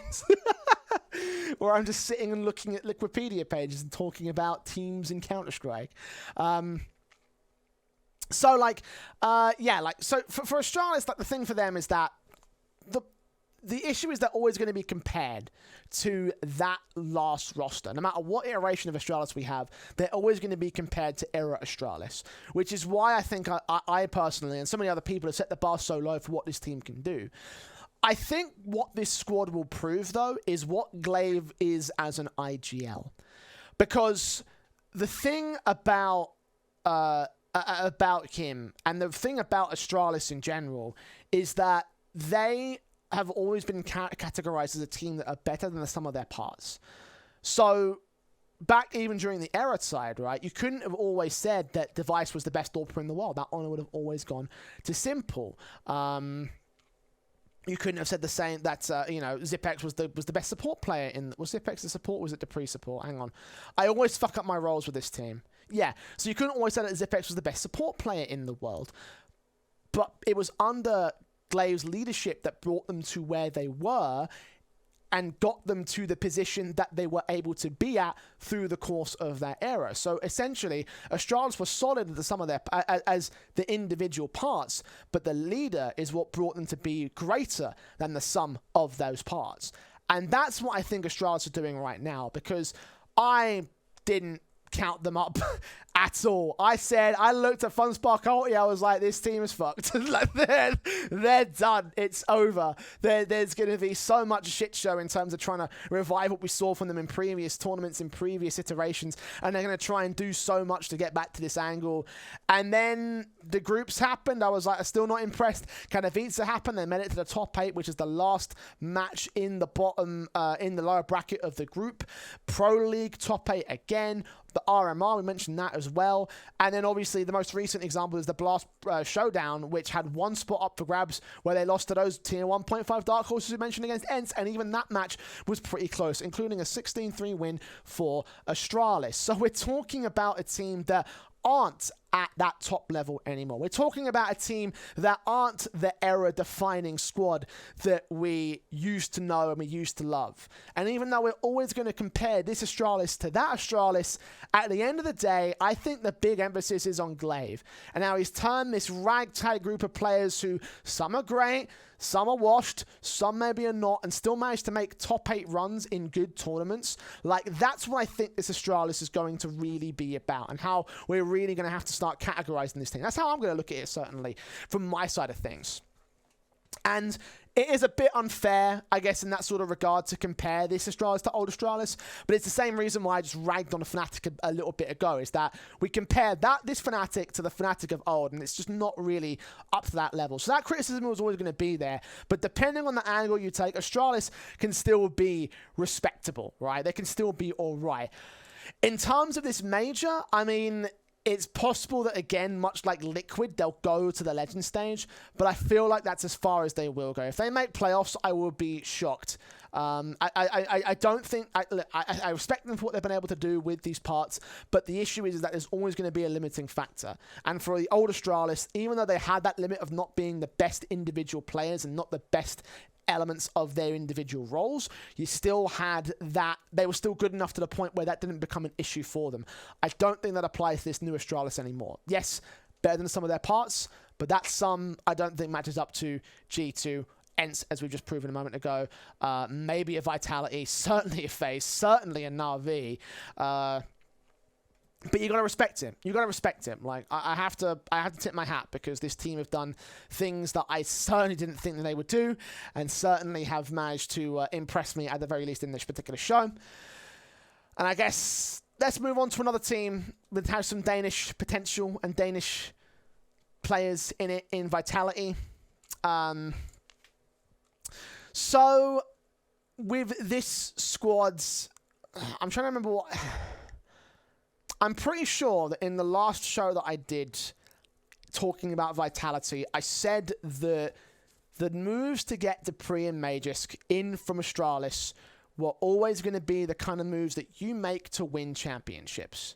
Because you think about the theory of what Vitality have and what they were bringing in.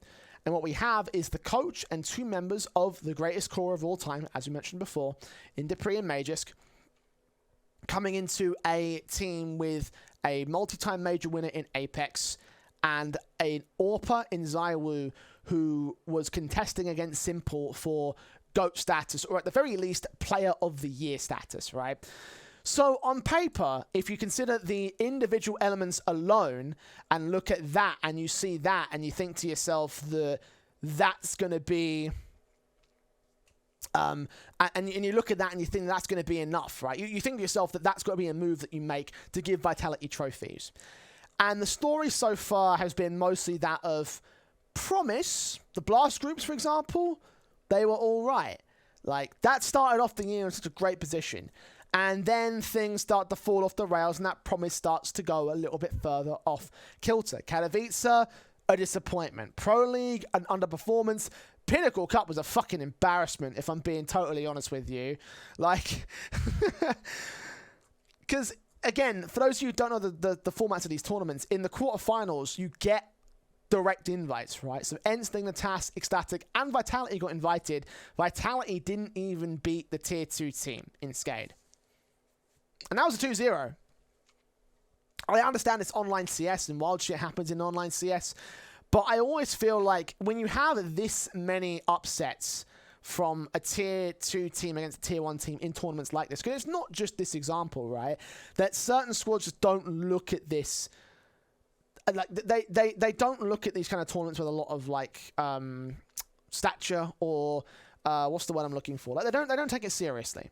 They don't take it seriously mostly because of the fact that they just sort of like, I don't know, like they just don't take it seriously. Like, I don't think they just rate this tournament as highly. But I think for a team like Vitality, when you consider the Katowice exit and the Pro League exits were disappointing, they kind of need to go ham on those online tournaments. And they need to go into the Tier 2 space and get some results on the board. And they need to have these good results because they need momentum going into the major, right?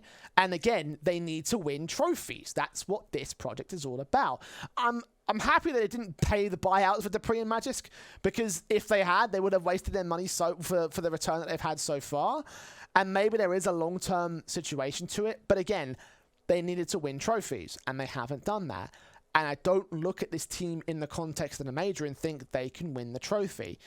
There's a world in which it all comes together, but so far it hasn't. And even though the expectations might be a little bit lofty for most players, you just got to think about the composition of what I mentioned earlier. With all those elements in play, why shouldn't it work? Well, we can speculate a little bit on that. So, something that I think it was either JW or Flusher.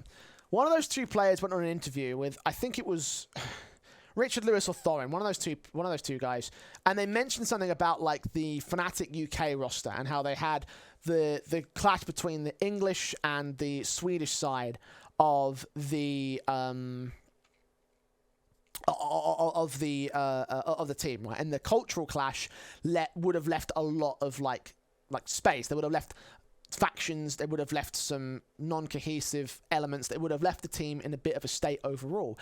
And I feel like you can take that logic and kind of apply it here to the Vitality side, because you have to, because it's like Frostbite's actually hitting the nail on the head. As soon as I'm making the point right there, the philosophy of French and Danish CS is too different, right? And in the short term, again, maybe in the long term it might work, right? So how long do we wait? Like, again, you've hit the nail right on the fucking head, Frostbite. Like, you got it, the exact point I was about to make, right? So in terms of short term, it might not work for Vitality, but how long does Vitality want to give it? Maybe it could be a case that you look to Zonic, right? And you see him and his veteranacy and what he was able to do with the Astralis lineup, and look at him to be the difference, maker, to be the bridge of the gaps. But you've got to think of the idea that part of the reason that made Astralis so great was that Zonic and Glaive had such a great working relationship. And not only do we have to deal with the fact that Zonic and Apex don't have that working relationship, the French and Danish philosophies are also so different, and that's what creates a conflict. We can't know this for certain, right? I'm just speculating here. But if I had to pick a reason as to why this team has not worked yet, that's what I go to Vitality. Maybe it is an excuse. Maybe they're just not good enough, right? But to me, it feels like it shouldn't be that. To me, it feels like it should be a case of fucking getting in there and doing work. And on paper, it should do work, but it hasn't done that right now. I'm glad that you mentioned that, Frostbite, because long-term success is definitely going to be the name of the game. I think that for a lot of teams involved in the majors and in the RMRs, as I mentioned earlier for Mouse Sports, for example, a lot of teams got to focus on the long term rather than the short term. So I hope it's not a case of where Cloud9 start building shit and they're like, we're going to do great things, and then they just cut it after their first fucking Pro League. So I feel like that the fact that he said that is encouraging for Vitality, but again, we have to always keep that question in the back of our minds. How long are they willing to wait? We'll find out. We won't be waiting to see the last dance from Imperial, though. I've got to be honest, I don't rate this team very highly. Okay, so the issue that I always have with Imperial from the start was the issues of the rankings, right? So when the ESL rankings in particular, when they came out, when Last Dance had just been formed, when Imperial had picked them up, the big thing was always with the rankings that ESL work with in terms of giving individual players points. That sort of like fit into the rankings to give them a top 20 position by virtue of Fallen being in Liquid prior to that point. And having that be the case with a team that have only done so well, it's like, I mean, look, they got Omen Challenge. Great. Omen Challenge. That a big team? I mean, you take a look at the field of squads that we have here, and it's like, these should all be beatable from Imperial. You're taking on Mouse Sports' fucking NXT team, their academy side. Like, yeah, of course you rate Imperial above that, right? Then you take a look at what they had in Fire League, which was the Blast qualifier, and they didn't win to that. They actually lost to the Sharks, which is fucking, just unacceptable, in my opinion, for a team of this kind of stature.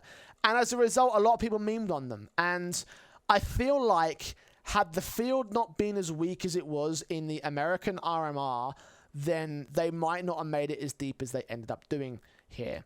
I think if the draw had been different, then Liquid could have given a run for their money. I think the Fury could have given a run for their money. Had we had the NA of old, this team wouldn't have been able to handle itself. Because essentially, it's that old style of... thinking that you can just get the band back together and it'll be just as good as it was before. And I remember back in, it must have been 2016 or 2017, when Fnatic and Godsent had their trade wars. Does anyone remember that? Does anyone remember that whole saga where those two teams would just trade the core of players, and they would have the old Fnatic with Dennis and Flusher and JW and Crims and... I can't remember who the fifth player was at the time. I have to go back and remember things. And then they trade the core of those players for Godsent with Schneider and Pronax, and they just get the old Fnatic together and they try and play it out as it was before. And they had that Pro League qualifier where they had to take on Virtus Pro for the last spot in Pro League, and Godsent lost it because everyone was thinking it's the old major winners, right? Like that should be able to beat this Virtus Pro who are on their fucking last legs, last dance to last legs essentially is what we were talking about here. And then Godsent lost because that team was just not good anymore. There was a reason why it stopped working. And that's why I look at this and I feel like it's a similar story for the likes of Imperial. Now, from a business move, I was talking to Dweg about this a couple of months ago. From a business move, it makes a ton of sense because these guys are legends in Brazil. You're going to make a ton of sticker money for a start. Get sell a ton of merch in Brazil for a follow-up. And as well as that, FNX is a fucking celebrity out there. I don't know if anyone knows, he's been like on a reality TV show, and he's been doing big things in terms of the international basis, and that's like being Imperial's sort of main thing. So in terms of in-server performance, I don't think it's a priority from Imperial. I don't know if, I mean, certainly for the organization it's not. I don't know about the players themselves. Obviously, Fallen's got other business assets. Vinny, I think he's probably a bit more focused on it alongside maybe Bolts, for example, but FNX and Fallen and Fur, they've had their moment in the sun. I don't think they're as focused as people might expect them to be. And even though they got through the American RMR, again, I do feel like there was a while in which things wouldn't have gone as well for them had the field been a little bit better. Like, slot them into the European RMR, for example, and I think that things would have been much more difficult. I don't think they would have made it through. So I sort of like just have those concerns when I think about how the performance in South America had ended up being. And the only sort of caveat point they have, the only silver lining that they've got is the fact that they haven't performed at this level in a very long time. So maybe they could end up being the best team in the world. We just don't know it. But I have my doubts, because at least with, like, you could say the same thing with something like a Bad News Eagles, for example, right? This could be the best team in the world, but we just might not know it because we haven't seen them play at the major, at this level of competition. They're just having a bit of an awkward time down in the fucking, like, dungeons of the fucking tier 4 Counter-Strike level. From Imperial, at least we have the majors that Fallen, Fur, and FNX have had. At least we've had the Immortals run from Bolts. At least we've had the Furia run from Vinny. We've had all those things to sort of pull from, and you just have that little extra to say, listen, I don't know if this project is going to work. Better than previous iterations of lineups that we've seen from Fallen, for example. Like, I think Frostbite mentioned the MIBR team, and that, I mean, I think we all know that was a bit of a shit show. So saying which one's better is obviously a little bit too early to tell for me in terms of Imperial. Definitely, if I have to come to an assessment, the jury's still out for me. But my outlook is not that positive overall. Fallen, I don't know if he owns a store. I think that he owns Gamers Club, though, which is sort of like the Brazilian ESEA. It might even be South America in general, but just that region sort of ESCA sort of thing. And they've had their own controversies and stuff. Fallen's got its own shit to think about. And I think, like, they've got other things. But, and again, credit to them, as you mentioned there. They qualified for the major, so they've got that. They've done that at least. Do they go further, though? I don't know. I don't think so. Bad News Eagles. Good time to transition, so we were just talking about them a moment ago. So,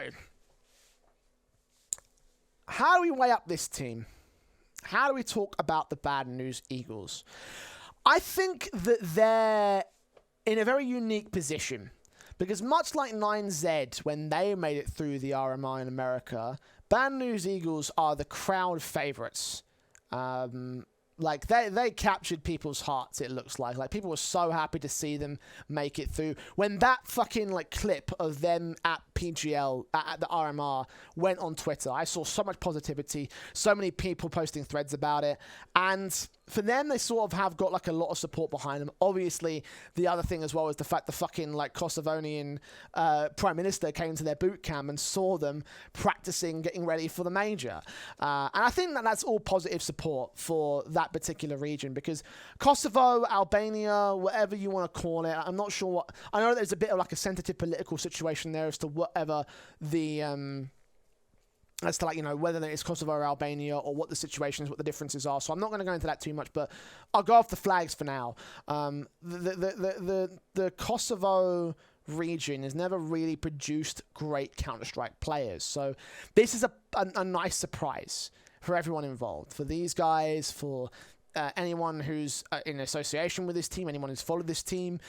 They did extremely good stuff when they had their moments with Blink, who you might remember, of course, was the team that came together before that point. Let me see if I can... Oops. See if I can bring up the team page for Blink so I can show you a little bit about what they were doing before. So they had... a couple of good runs towards the tail end of the year. The 4th place position in ESCA Premier was the big example, right? And even though their results themselves were a little bit awkward, you got to remember that during this particular period of time, they had some major issues when it comes to forming the lineup and everything. So when this Bad News Eagles squad came together and did what they did during TWR, made some relatively deep runs in some other tournaments, like, they were never really like at that position where they had a definitive sort of upright position in the Counter-Strike space. So when you think about what they were doing prior to this point, it's not exactly like they had the most impressive position in the world. Yes, there are some caveat points like the forfeit losses that they've had to take over down the tournaments. It's still an incredible run through the RMR, right? They shouldn't have done much. And the other caveat is the fact it is the weaker RMR, and they had to go to all 5 rounds, beat the Sinners, for example. And that match, as you mentioned, was a Tier 2 bonanza, and definitely deserves the credit of going back to watch it.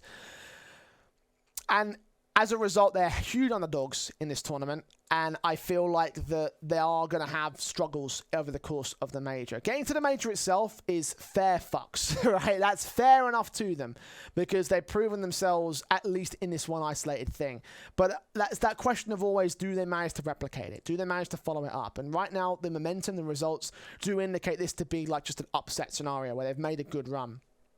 And even though I do think the Bad News Eagles have potential to stick in the stick in the Tier 2 space, I do worry that this tournament might set them back quite far, because a lot of people have put them on a pedestal.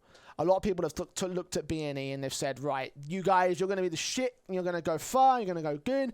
And I hope it doesn't get to their heads, because I don't want them to think that they can actually win the fucking major, because I don't think they can. I think they're going to struggle to get out challenges, at best. I think they have an outside chance to get to the Legend stage.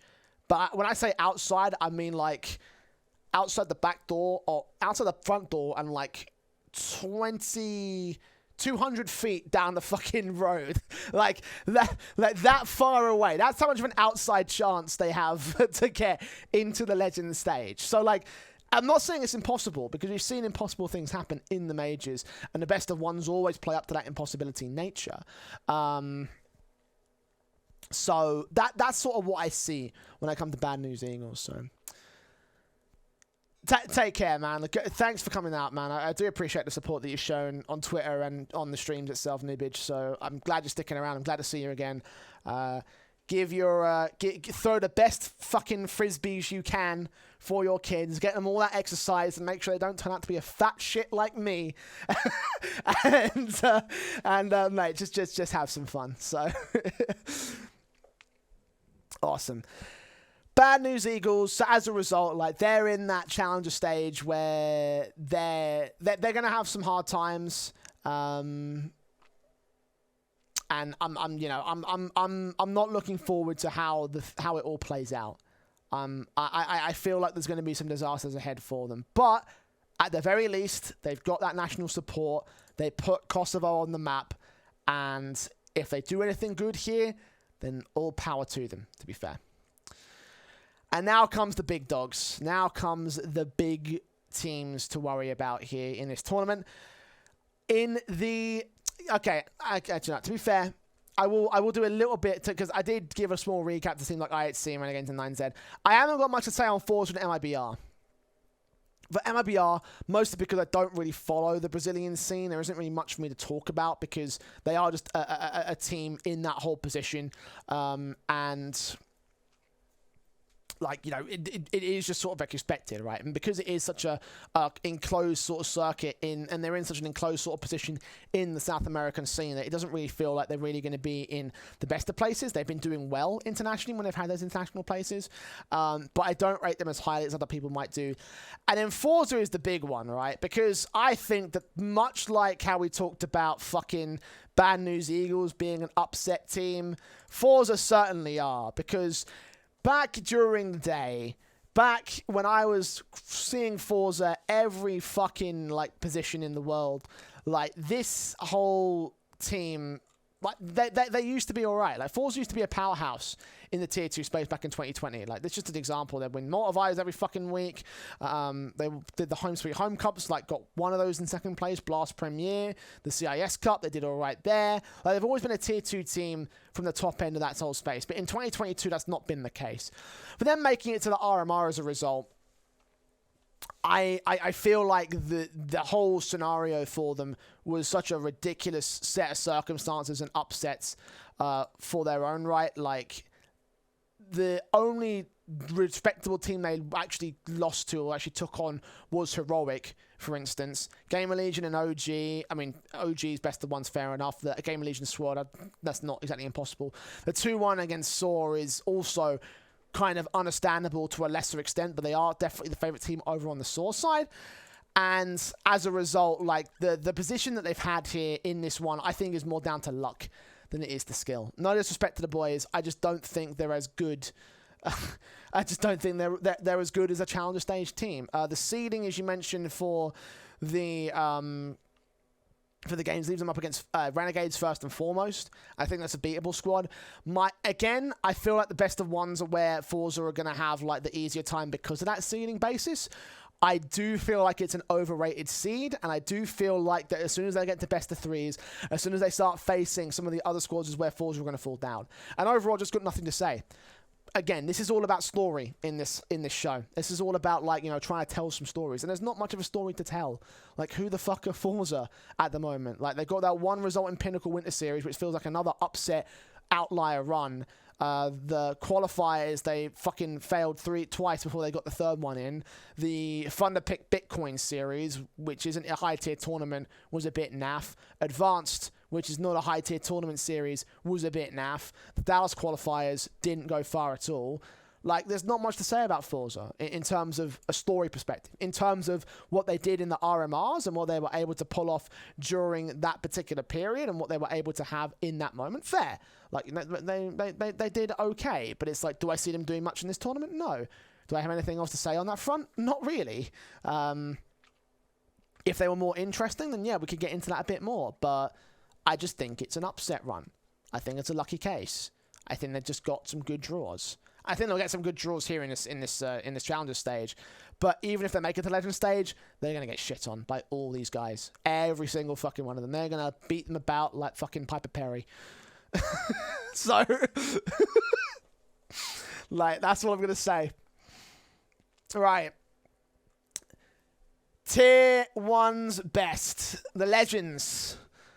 The heroes, the ultimate fucking squads that have the best chances to take the major this time around. From left to right and top to bottom, let's start with Heroic. Heroic, looking to be heroes on this fine day. Heroic have been a team that is certainly, like, contrary to what Spirit were doing in the online era, Heroic have actually managed to maintain the momentum that they found during that online period. Like, the online CS was amazing for this team. The Cologne result, the Pro League wins, Dream Hacks, everything that they were doing really was just amazing, essentially, during the online era. And the key thing about them is that they took it to the land space, and they've done really well since that point. They've gone to Tier 2 tournaments to keep themselves fresh and ready, and they've won them. They won the RMR itself. They went top 4 at Katowice this year. Like, this year has been a really strong year from the Heroic side. And as a result, like, they've probably, like, they're probably in a much more better position than people might initially rate them for. Where do they stand in the rankings? I don't know if they're still top 5, right? And as a result, again, logic would dictate that they have a good shot at making it to the playoffs. I'd say they probably are going to be in playoff contention.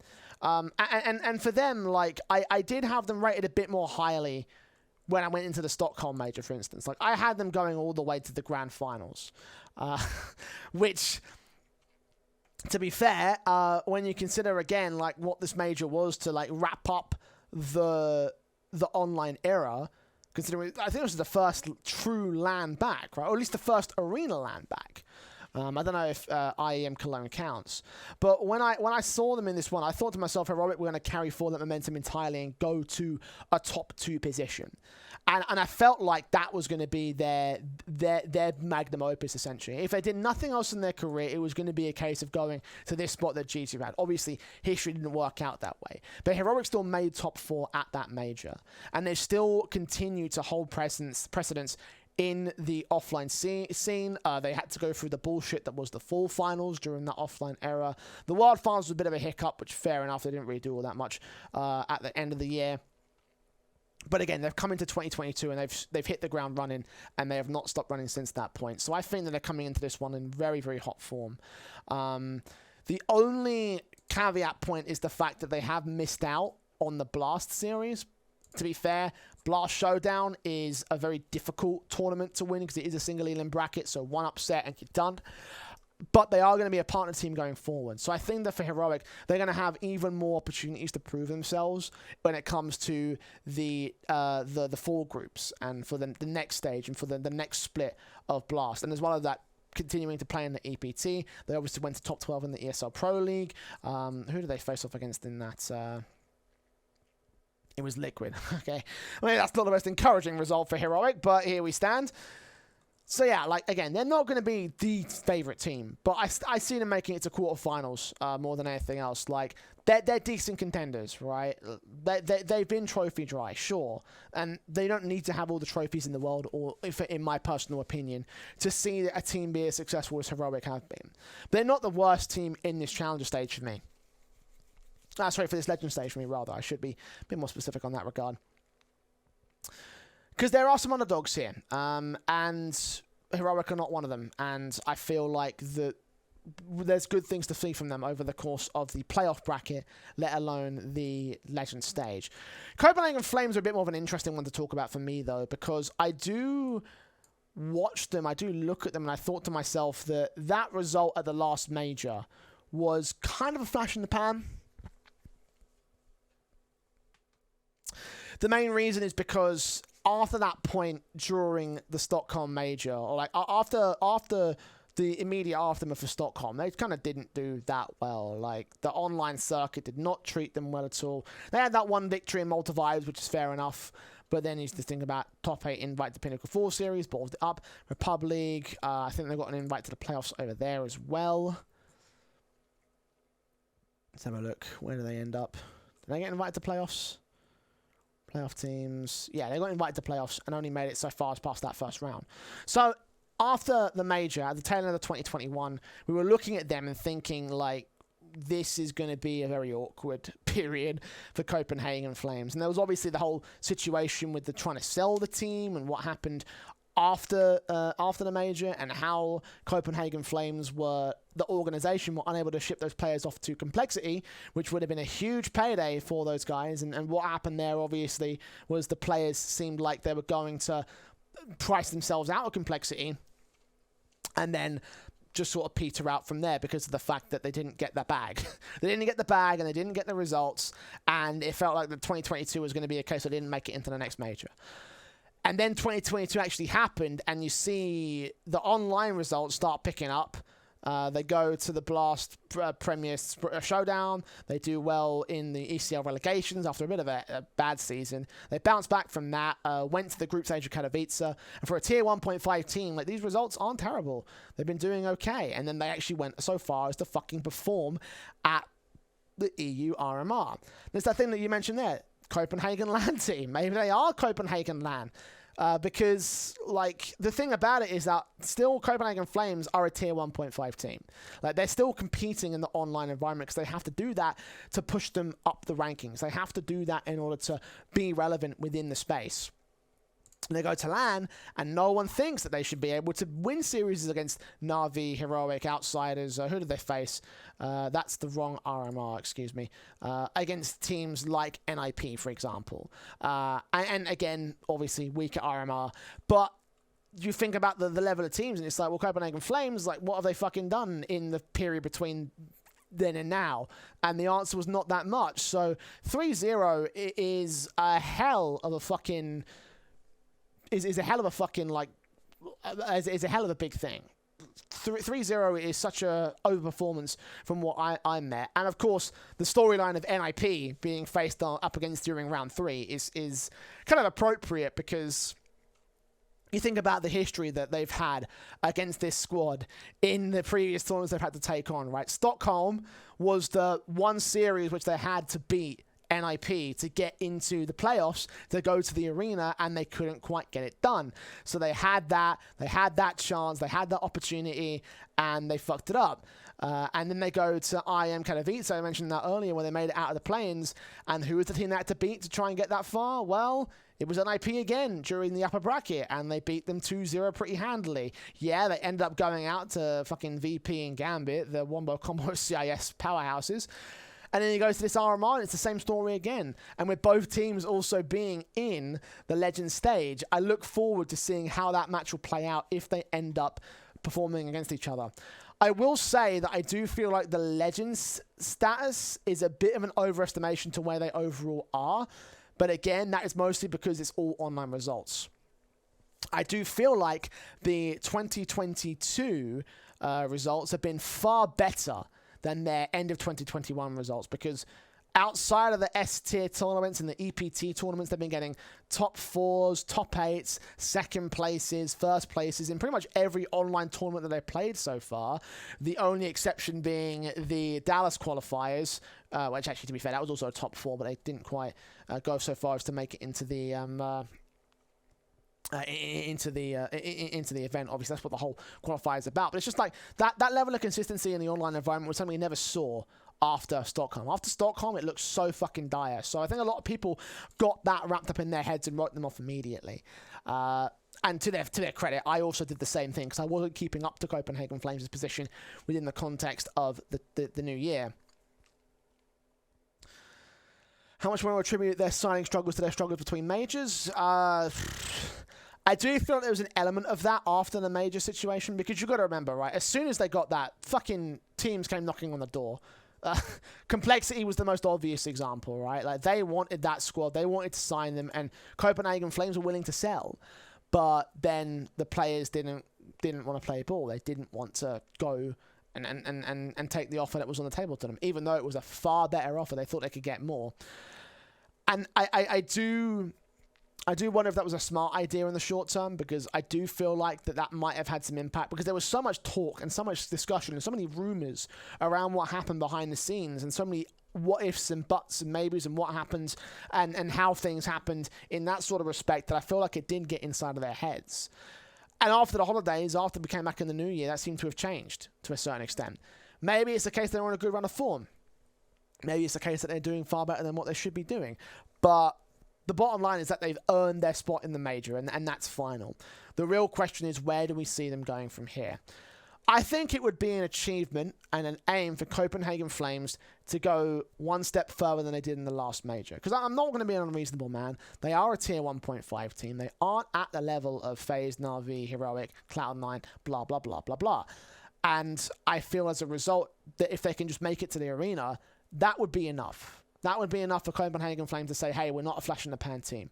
We're a good squad, and we can do things that other teams can't. And hell, maybe it might be a case that could be enough to get them invited to these LAN events, or try and make that run into the ESL Pro League, for example, where they've got so many top-tier teams to take on, right? That is the thing for Copenhagen Flames. Just go that one step beyond what they were able to do last time. And if they do that, all achieved. That's my personal sort of stance on things. That's how I see it. If they can do that, I think they can hold their heads high. Big. Let's talk about Big. Berlin International Gaming. The squad I mentioned earlier, in the same line as the boys over from the boys over from ENTS, of course. Very similar scenario in the sense that they haven't got massive resources, but they're competing at a tier 1 level. Yes, we have been live for 2 hours. You're right on that. And we're going to keep going until I'm done, because I've got a few more squads to talk about. Because what is it? Big, Cloud9, Faze, Na'Vi. For the sake of time, I'll cut an IP out because I've been going for fucking ages, and there's not really much I can say outside of, yes, they're doing better than they should be doing because Device is not in the roster, but that's by the by, and they're still kind of dark horses, but not.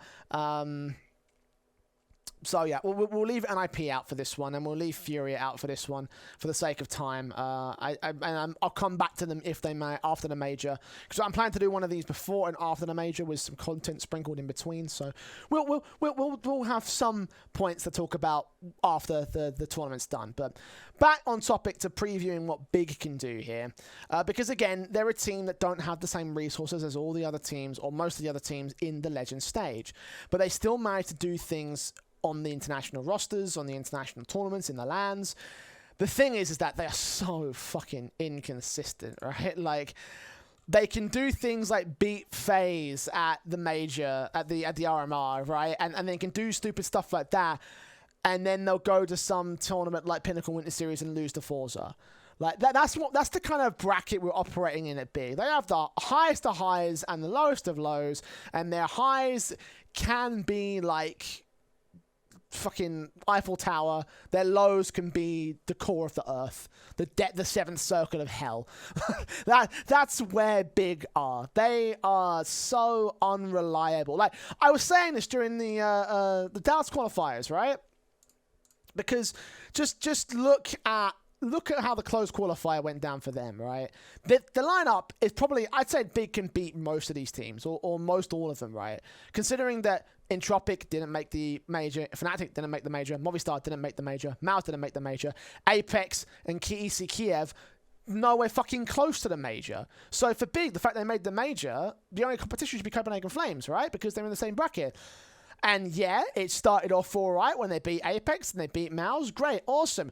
Last final day in the upper bracket finals, they lose to Entropic in actually what is a pretty fucking boring match.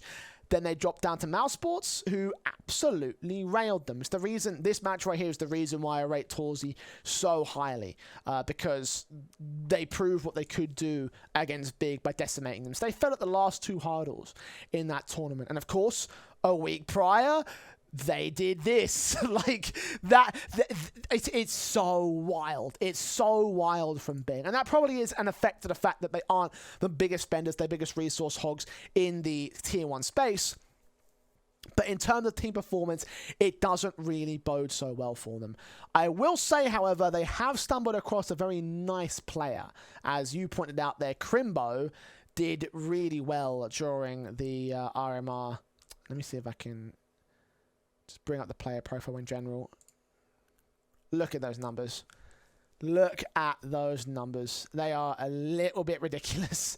And I'm not certain whether or not it's a case of counting on Earache to do that again, because we have seen a number of great players come up good. And yeah, that's a good point. They were using Keto in that Dallas qualifier. But it's not like they're always using Keto for tournaments like they had in the Pinnacle Winter Series during Forza's matchup against teams like fucking Vista Krakow in an open qualifier against Fnatic in Katowice. Like, we are talking about some wild up and down results. The one consistent element has been this guy, Crimbo. I know that you asked questions about whether he can consistently replicate that, and only time can tell. It's a very Munacy story in the sense that they're not the same player, they're not the same sort of position, they're very different individually from the eye test, but he's a fish out of water. He's come straight in from the academy side, entering to this big team, going to the RMR, doing what he did, doing having the performance that was actually topping out the big board, 1.35 across the RMR that they played, and now he's going to the major. I think it's got to be his debut major, right? Like, he can't have played any others before that, right? No. Okay, hang on. To be fair, that's with the event filter. No. Just the Academy, Alternate Attacks, Kavana. None of these squads have ever been anywhere near a major. And for Crimbo, like, having him be posting up these kind of numbers over the course of his time within the big squad, within the year especially, like, it's been maddening. Been absolutely maddening to see this guy do as well as he has done. He's really found himself. The concern obviously is, will he be able to go further? Will he be able to do that on the big stage? Will he be able to do that at the major? Only time will tell. But for now, the outlook is promising. It's, again, a very Munacy story in that sense. It's a gamble for Big. And a gamble that, to be fair, probably has paid off already, because he did come in to replace Keto. And Keto wasn't great at all during the course of the last period of time he was with the big side. And so he kind of deserved that demotion. He had that. He required that sort of position. He needed that that call up. They needed that call up for Quimbo. So in that sense, they've already made it. They've already made a good move in that respect. And time will tell whether it continues down that route in the long term. But in terms of the differentials between this team and in terms of what they've had in results, like, it's so wild to predict where Big are going to end up here, because there's a world in which they make it to playoffs. There's a world in which they absolutely shit the bed and go 0-3. That's the reality of things. And I'm hoping that the God B edition is going to aid in that respect. Now, God B was with them during the RMR, because I think NK is banned, right? No. Why was he? Why was he not at the RMR then? That's curious. Okay. Well, I mean, end of the day, like, having Gob there is always going to be a positive influence. It's always going to be a helping hand, because we know that he's been such a ridiculous player in his history. Gob B is a legend. Everyone knows what he's been able to do. Everyone understands what his performances were. Where the fuck is the... Oh, achievements as player, there you go. Like, we've seen him over the course of Counter-Strike history, back in the old 1.6 days to, obviously, the early days of Global Offensive, what he did with Big, what he did with Mouse, what he was able to achieve in that time is definitely something that has to be notable, and he's going to be a veteran that will have a big impact in the long term. Now, the immediacy side of things definitely indicates that things look good for the RMR, because, again, he was there for them during this RMR. But I'm not sure how much that is just down to Big's inconsistency. Because, to be fair, they did have best of ones against Saw and Outsiders, and then that Faze result was just fucking wild as hell, which is to be expected. So what Gob has actually had impact towards is going to demonstrate itself in this major. We're going to find out what he was able to do in that short period of time to enable Big to be in this position, and whether or not they can get Big further along from that is what we're going to find out with Gob's impact. I think, however, in the long term, things will start to get more consistent, or at least they could do. We'll find out. Cloud9 are back. Woo! I feel like I need a little, like, party popper, just to, like, you know, give a little bit of celebration, because the way that Cloud9 unceremoniously dumped their fucking roster last time around was just a little bit sort of... It pissed me off. It pissed me off quite a lot. Because for that team, as I said earlier when I was talking about Alex in context of Fnatic, that old Cloud9 squad was one move away from being really good. I'm not sure who would have gone and who would have come in, but there was high potential for this squad, and I'm disappointed it never got to come to fruition, because it should have been amazing and it wasn't. And they got, like, map wins above fucking Na'Vi and whoever the hell else was at the top end of the scene at that time during that 2020-2021 period. I casted their last ever game and they almost took the victory in Pro League. Like, that's the difference of talking. And that match itself could have been the difference between them staying in and going out, and it's had ramifications across that board. So seeing Cloud9 go from this to this, it kind of hurts a little bit, because I think this roster could have still been around in some form today, and just seeing how things have played out in that sense, I understand why Cloud9 have done it. And why Cloud9 have shifted towards this. There's that debate question as whether buying these guys out from Gambit was an ethical decision, considering the sanctions were imposing upon any organization within the Russian Federation. And obviously you have to pay the buyout to Gambit, who are a Russian company. So you can have that debate in the chat. I'm not here to talk about that. I mean, it's not really my place on this show to say. Maybe, you know, EternalJay's political earache could be the show where we can discuss that whole thing, but that's by the by at this particular stage. In terms of this team's sort of position, like, the business move is smart, because I imagine Cloud9 are going to get quite a lot of mileage out of these guys. They've proven elements, and they've started to sort of buck the trend. Actually, I probably, again, need to bring this up as well to show the historical context. So, oh yeah, that wouldn't show anything at all, would it? Never mind. I'm being fucking dumb. No, Tag Matter, you don't want my political earache because it's going to be fucking incoherent, and as soon as I start saying it, my dad's going to walk through the door and he's going to want to have a say himself. So, no thanks. So, you think about, like, the Gambit roster, and the one issue they always had was LAN performances, because during the online era, they fucking smashed it. They did all this work in the tier 2 space, earned their position in the in the space. They went to the fucking IEM World Championship, placed themselves on the map, did wonders, won every other online tournament up until that point, essentially established themselves as the victors of the online era. And then PGL rolls around, they didn't claim the trophy. Now, to their credit, obviously, they was between them and Na'Vi when you consider the online circumstances. I think the thing for Gambit, though, and something that people oftentimes point out, is the fact that they kind of had some weak runs. Like, you think about the team they took on in the form of ENTS and VP, who were a little bit naff at the time.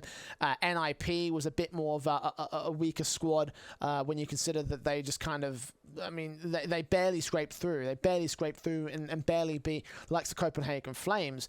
And then when they get to the arena, Gambit take on Furia, and they barely scrape through on that series before getting dispatched by Na'Vi in such a dominant sort of fashion, taking 11 rounds. So, and as well as that, you consider the other big offline event they had was the V4 Future Sports Festival. I remember fucking sitting in the fucking green room during this grand final against Entropic, seeing those two maps come down. I was like, right, boys, well, I'm going to head down to the hotel. I'm going to head to the pool. I will see you guys there. Congrats on a good tournament, and I will see you in about an hour. And it turned into a lot more than a fucking hour, right? Like, we thought Gambit were going to beat Entropic so bad, and that finally it was going to prove everyone wrong. And then this whole thing happened. This whole grand final happened. And it just goes to show that Gambit were not the best of the LAN teams.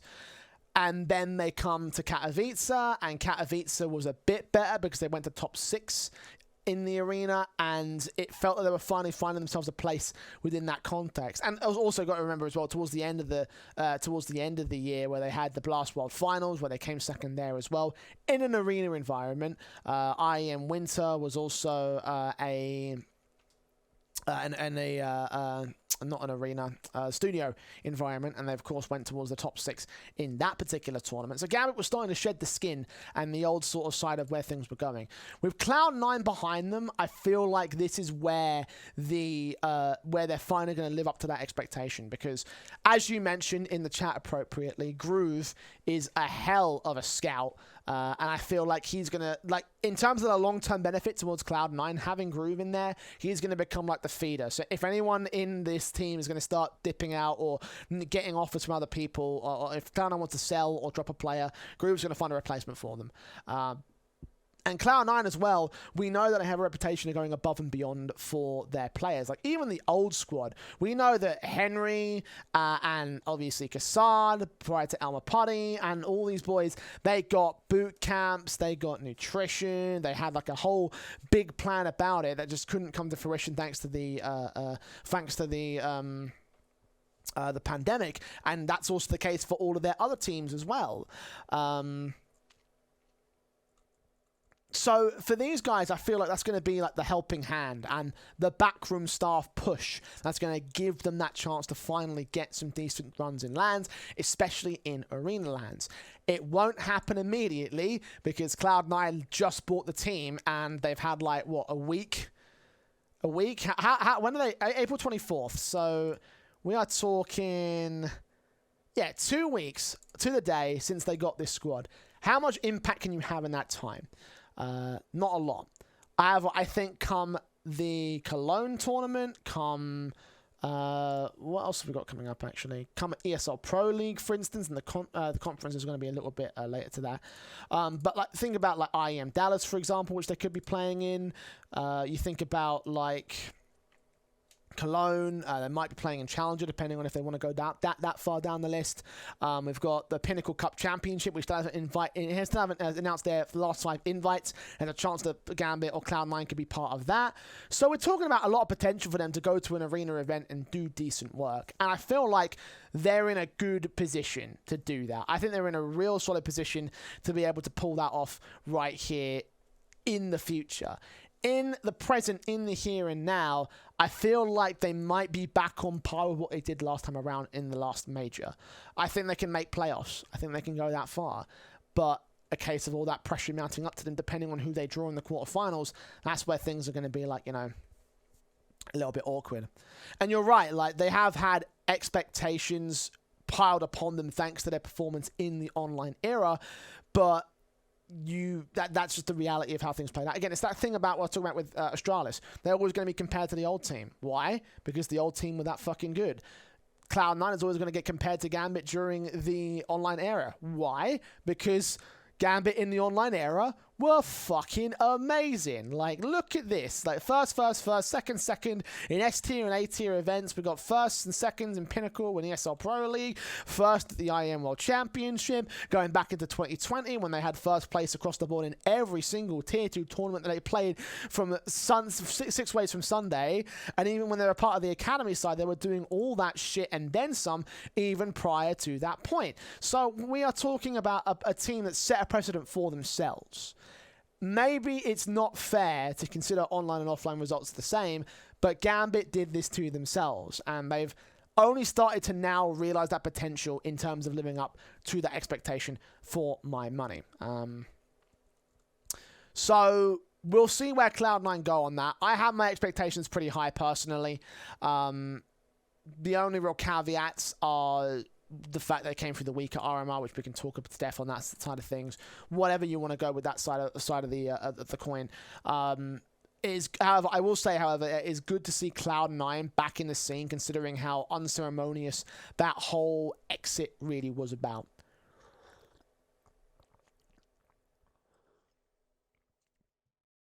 Lovely, lovely tea. Need that to survive. So, Faze. Let's do some Faze. I can phase in and out of existence in the same way that Faze seem to phase in and out of being a very good team. And the history, of course, during the online era for Faze was pretty abysmal when we think about, like, the thing about this team is that they are so highly paid with so many great players on the roster. So anything less than first place is always going to be a difficult thing to weigh up. The storyline is always the fact that they've got so much firepower. And I think that prior to this point, that wasn't really acceptable, considering they had Olafmeister in the fucking lineup, and considering how washed he is. For Faze, it was always one of those things where I honestly believe that this second run with Faze was going to be Carrigan's biggest failure as an IGL. And for me, that sucks, because I looked at this team, and I look at Carrigan in general. I think he's the greatest IGL to have never won a major.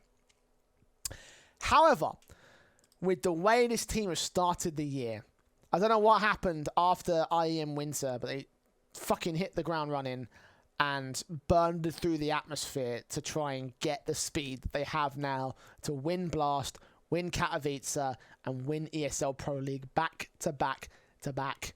And you're right, there's always the ROPS effect.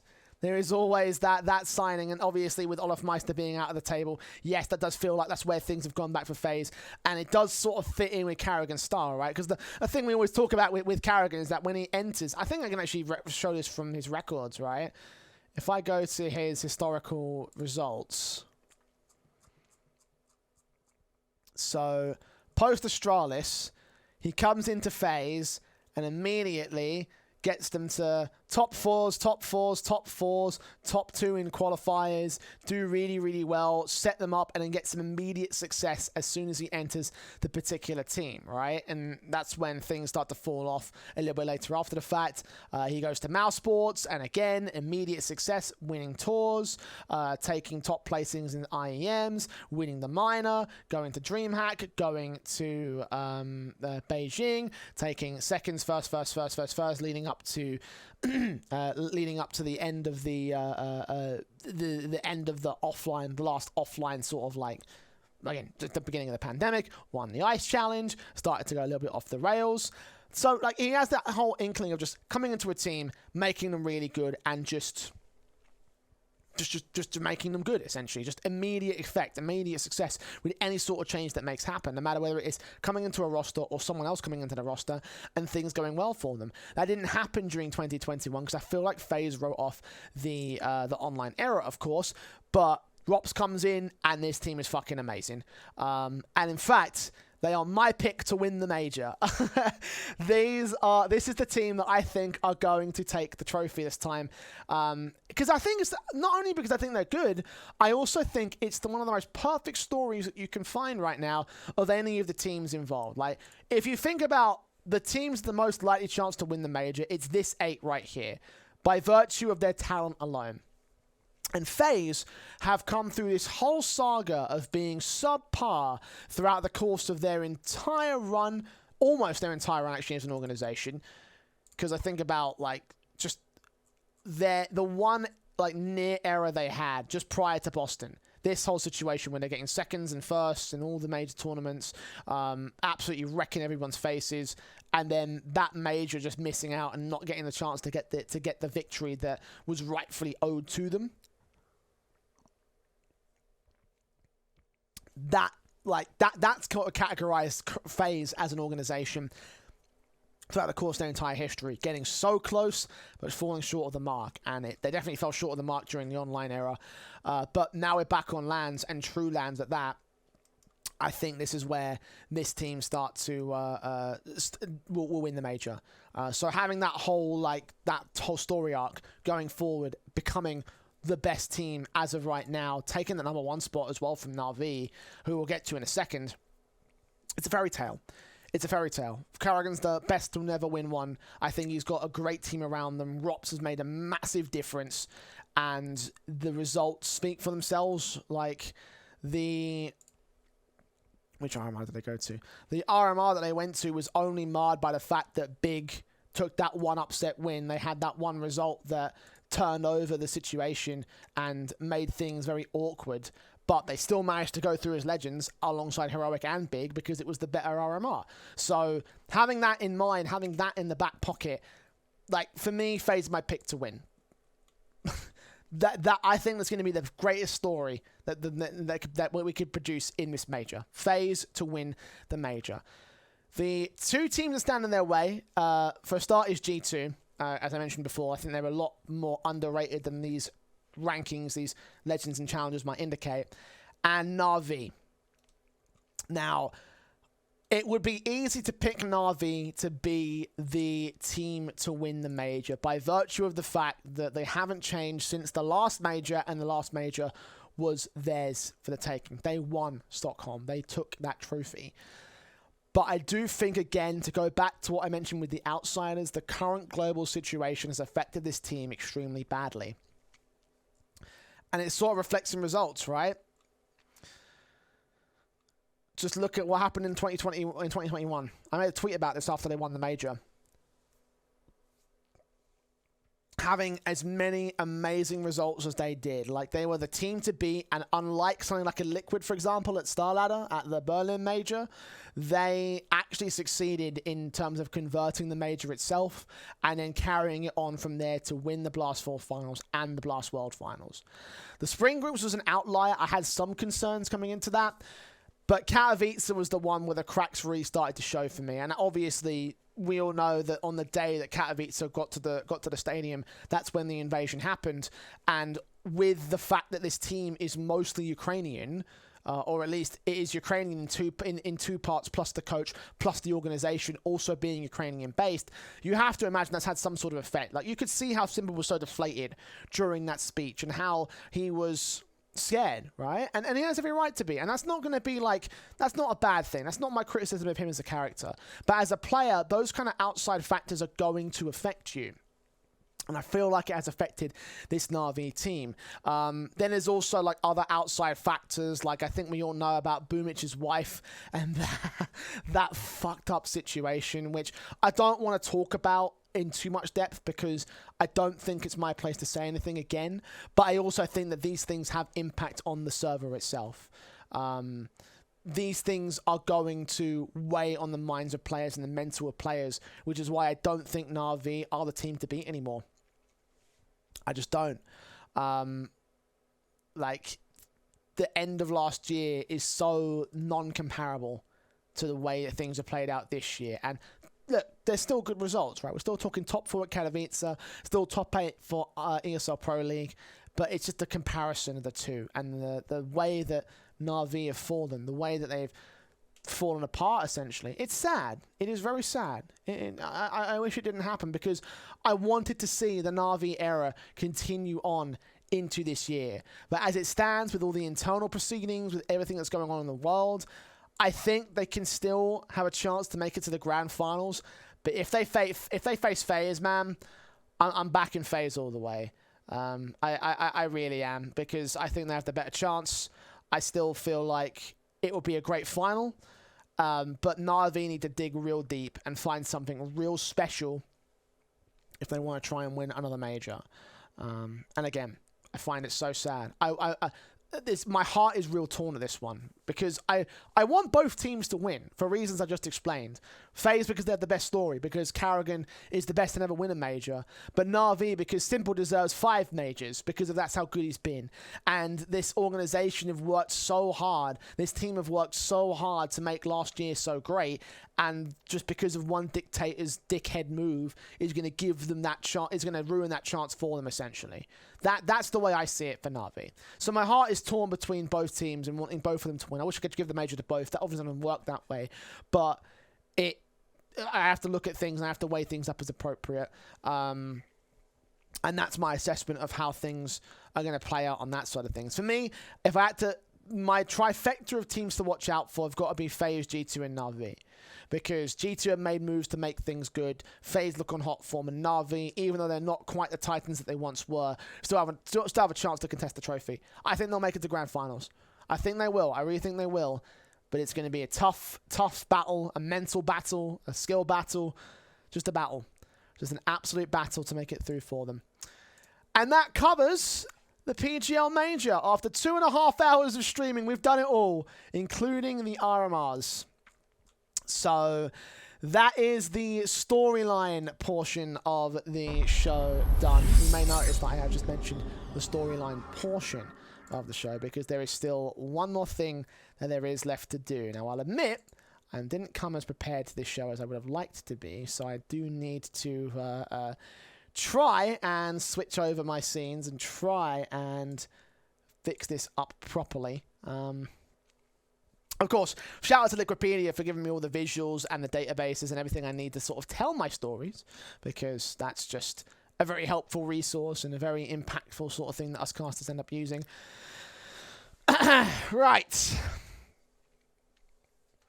So, let us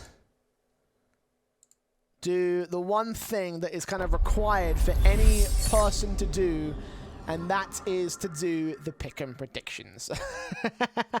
We have to.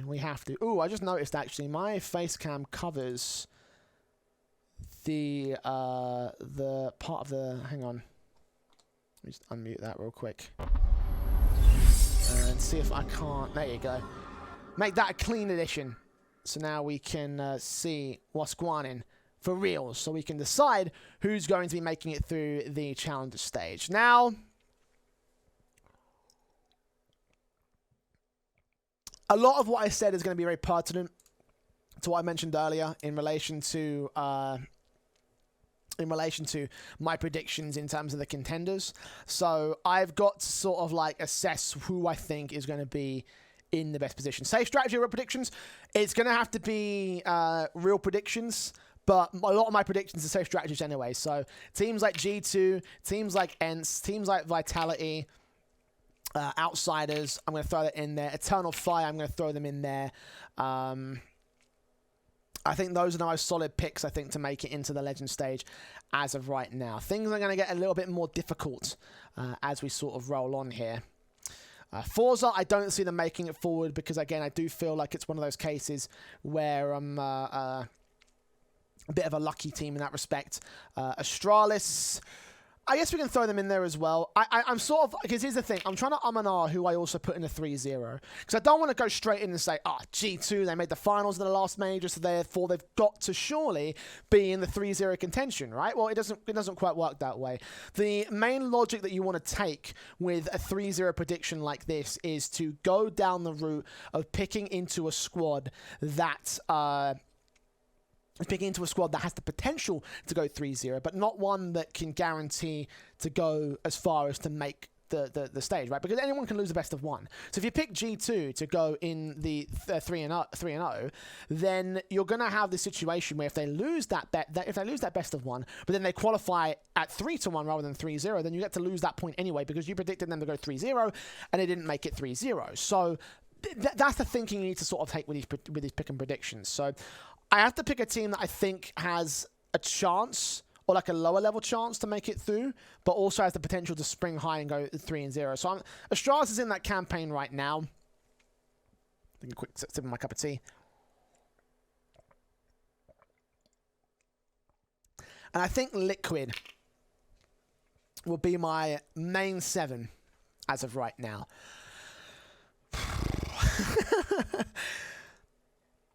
It's going to be difficult, to say the least, about this next one. I'm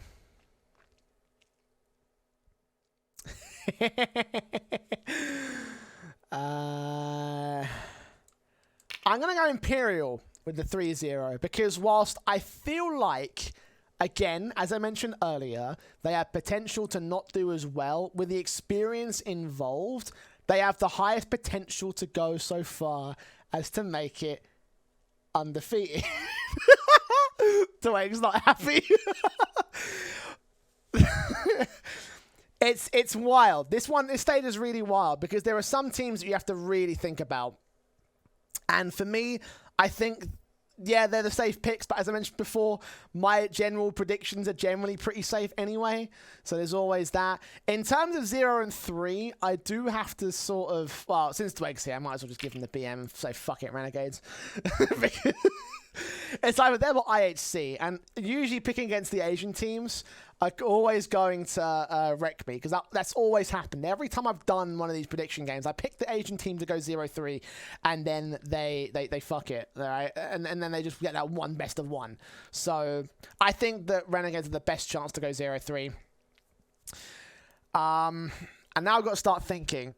Because on the one hand, I kind of want to do this, but I also kind of want to do this at the same time. And it's a case of who do I have having the highest potential to go 3-0.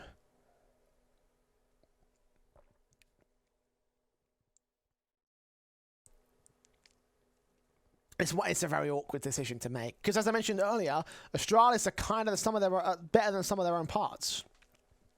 Does the sum of their own parts have the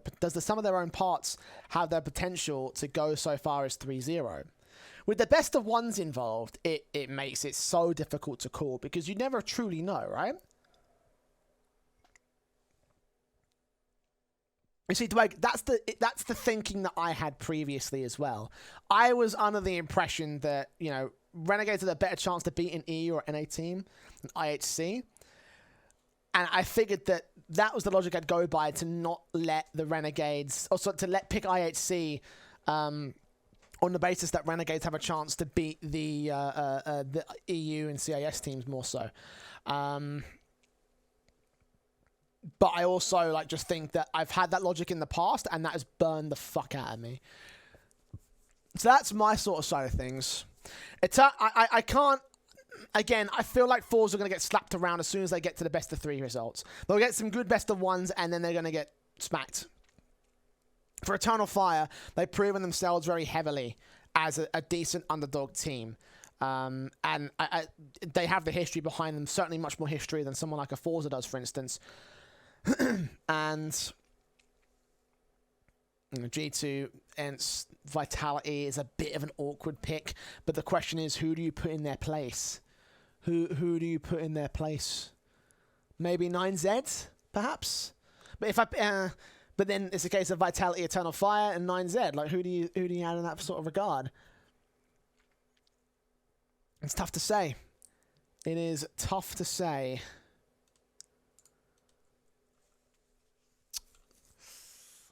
It's tough to say. But I think I'm going to finalize with that. I think we're going to roll with this. There you go. My pick and predictions for the PGL Antwerp Major. 3-0 Astralis, 0-3 Renegades, G2 Ents, Vitality, Outsiders, Eternal Fire, Imperial, and Liquid to make it through the stage. So that's what we're going to roll with. We're going to do that. And I hope that this show has given you some storylines to follow, some meat to chew on over the course of this major, because I think it will be a fun major. I don't think that PGL are going to let it go down as far as shit show as it was last time around. Anything can happen in that respect, but we don't know. I don't think that's going to be the case. And I'm looking forward to see how well it's going to go, because I might not be there, but that doesn't mean that we don't that it's not going to be any less fun. So I'm looking forward to things. I'm planning some content. I was going to stream the major. I don't think I can do that anymore, but I'm going to plan some content around the major, so you might be seeing a few more live streams out of me. So if you're new to the channel, hit that follow button, do whatever it is you do. If you're on YouTube as well, this show is going to get uploaded to YouTube, so we'll be sure to do some stuff over there as well. So just keep up to date with all the socials, and it will be a fun time to follow along throughout the major itself. So it starts tomorrow. The first match of the major, actually, if I can just quickly bring that up, is... What is it? It's Bad News Eagles versus Eternal Fire and Vitality versus Complexity. So that's going to be exciting at 12 noon CEST tomorrow, where the major will kick off, and everyone's going to be watching. Everyone's going to be excited, and I'm going to be excited. I'm going to be hyped to see you all for it. So we'll get off. We'll get out of here. I'll go and sleep or something. I don't fucking know. There's a lot of action to watch here, so get up early, nice and ready to jump into the matches and see how the major plays out. And we will be back for another edition of the Esports Earache after the major with some hopeful new content on the way there as well. So I'll see you guys on the Twitch channel and the YouTube channel and whatever it is that I might see you upon. Until that point, though, take care, and I'll see you soon.